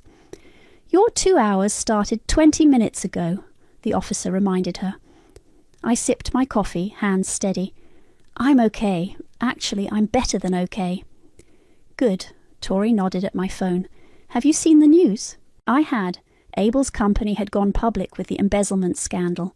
Their social circle was imploding as friends chose sides. My blog had gone viral with women across the country sharing similar stories. More sounds of frantic packing filtered down. Abel appeared at the back door. "Sadie, please, can we talk?" "I think your lawyer advised against that. Look, I know we messed up, but—" "Messed up?" I stood, brushing dirt from my knees. "You committed fraud. You stole from your company. You tried to steal my house. That's not messing up, Abel. That's criminal." He flinched. From upstairs, Erin called out, "Abel, help me with these bags." After they left, the moving crew arrived to pack up my things. 30 years of memories carefully wrapped and labelled. Ellis stopped by with the final paperwork. "The new owners are excited," he said, watching the movers work. "They're a young couple, just had twins." "Good," I smiled. "This house needs children's laughter again." "Speaking of which," he handed me an envelope. "Remember that rental property you asked about?" Inside was a lease agreement for a small house across town. The tenant's name made me pause. Maria Santos, the cleaning lady from the coffee shop. Ellis nodded. "Single mom, 3 kids. Been living in her car since their landlord sold their apartment building. You said you wanted to do something meaningful with some of the house money. Does she know?" "That you're her anonymous landlord." "No, just that the rent is affordable and she can move in next week." Tears pricked my eyes. "Thank you, Ellis." "Don't thank me. This was all you." He hesitated. "By the way, would you like to get dinner sometime? Once all this settles down." Before I could respond, a commotion erupted out front. Erin had returned. "You can't just throw us away!" she screamed from the driveway. "I'm your daughter!" The officer stepped forward, but I waved him off and walked out to meet her. "Yes, you are my daughter, which is why this hurts so much." I kept my voice calm. "But you're also an adult who made choices. Bad ones. Where are we supposed to go? Abel's parents won't take us in. All our friends are avoiding us." "Maybe start with the truth," I suggested. "Try taking responsibility instead of blaming everyone else." She stared at me, mascara running again. "I hate you." "No, you hate that I finally stopped enabling you." I turned to go back inside. "Goodbye, Erin." "Mom, wait." "Your 2 hours are up," the officer cut in. "Time to go." I watched from the doorway as they drove away, then turned to Ellis. "About that dinner? Yes, but not tonight." "Take your time," he smiled. "I'm patient." Later that evening, after the movers left, I sat alone in my empty living room. My phone lit up with a message from Maria's daughter, a video of their family celebrating the news about the house, the children jumping with joy. I opened my blog and began typing. Today I watched my daughter drive away, knowing she might never forgive me for holding her accountable. But I also watched another mother's tears of joy at finding a safe home for her children. Sometimes the endings we fear become beginnings we never expected. The post went live just as the sun set through my windows one last time. Tomorrow I'd hand over the keys and drive to my new condo by the ocean. But tonight I sat in the empty house that had seen so much love, pain, and, finally, justice. Sometimes letting go is the strongest way to hold on to yourself. The ocean breeze carried the scent of salt through my open balcony doors as I finished unpacking the last box. My phone buzzed with a news alert. Local executive pleads guilty in embezzlement case. I clicked the link. Abel had taken a plea deal, agreeing to testify against his co-conspirators. Erin's trial was still pending. A knock at the door interrupted my reading. Ellis stood there with takeout bags. "Thought you might need dinner after all that unpacking." We ate on the balcony, watching waves crash against the shore. My blog notification pinged every few minutes. More comments, more shares, more women finding their voice. "Your story's helping people," Ellis observed. "It's helping me too."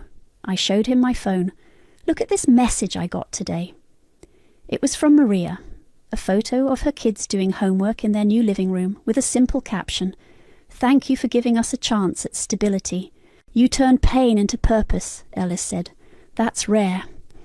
My phone rang, Kaya's number. Turn on channel 7, she said without preamble. Erin's giving a statement. I found the remote and clicked on the news. There was my daughter standing outside the courthouse, but something was different. Her usual polish was gone, replaced by a rawness I hadn't seen since she was young. I've spent weeks blaming everyone else, she was saying. My mother, the investigators, the system. But the truth is, I made choices, terrible choices. I betrayed the person who gave me everything, and I have to live with that. Ellis squeezed my hand as we watched. My mother taught me about consequences, Erin continued, her voice breaking. I just never thought I'd be one of them. To anyone out there thinking of taking advantage of someone's love, don't. The price is too high. I turned off the TV, hands shaking slightly. Are you okay? Ellis asked. Before I could answer, another knock came. This time it was Tori, holding a bottle of wine and a familiar box. Found more of Mark's papers, she said. There's something you need to see. Inside was a journal entry dated just weeks before his death. Watched Sadie with Erin today. Our girl's changed, become someone I don't recognise. But Sadie, she's stronger than she knows. When the time comes, she'll do what needs to be done. I just hope she remembers that protecting someone sometimes means letting them fall. He knew, I whispered. He knew this would happen. Of course he did. Tori poured the wine. He also knew you'd find your way through it. My phone buzzed again, a text from Kayla. Erin asked me to tell you she's starting therapy. Real therapy, not just for show. She said you'd want to know. It's a start, Ellis said, reading over my shoulder. Maybe. I walked back to the balcony. But I'm not waiting for her to change anymore. I've got my own life to live. Speaking of which, Tori grinned, tell me more about these dinner dates with Ellis. We laughed, and for the first time in years, it felt completely genuine. The sound carried across the water as the sun set, painting the sky in colours I'd forgotten existed. Another message popped up on my phone from an unknown number, Erin's new contact. I understand if you never forgive me, but I want you to know I finally understand what you did and why you did it. I'm sorry, Mom, for everything. I didn't respond. Not yet. Instead, I opened my laptop and began typing. Someone asked me today if I regret selling my house, if I regret pressing charges, if I regret choosing justice over comfort. The truth is, I only regret not doing it sooner, because sometimes the hardest choices lead us exactly where we need to be. Ellis refilled my wineglass. What happens next? I don't know, I smiled. And for once, that feels perfect. Tori raised her glass. To new beginnings. To consequences, I added. To the view ahead, Ellis finished. We clinked glasses as the last light faded from the sky. Below my balcony, waves continued their eternal dance with the shore, advancing, retreating, finding their own rhythm, like me, like life.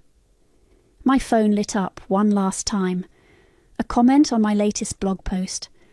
Your story gave me the courage to stop enabling my son. Yesterday, I finally said no. Today, I'm breathing easier. Thank you for showing us that love doesn't mean letting someone drown you. I closed my laptop and turned toward the people who had helped me find my strength.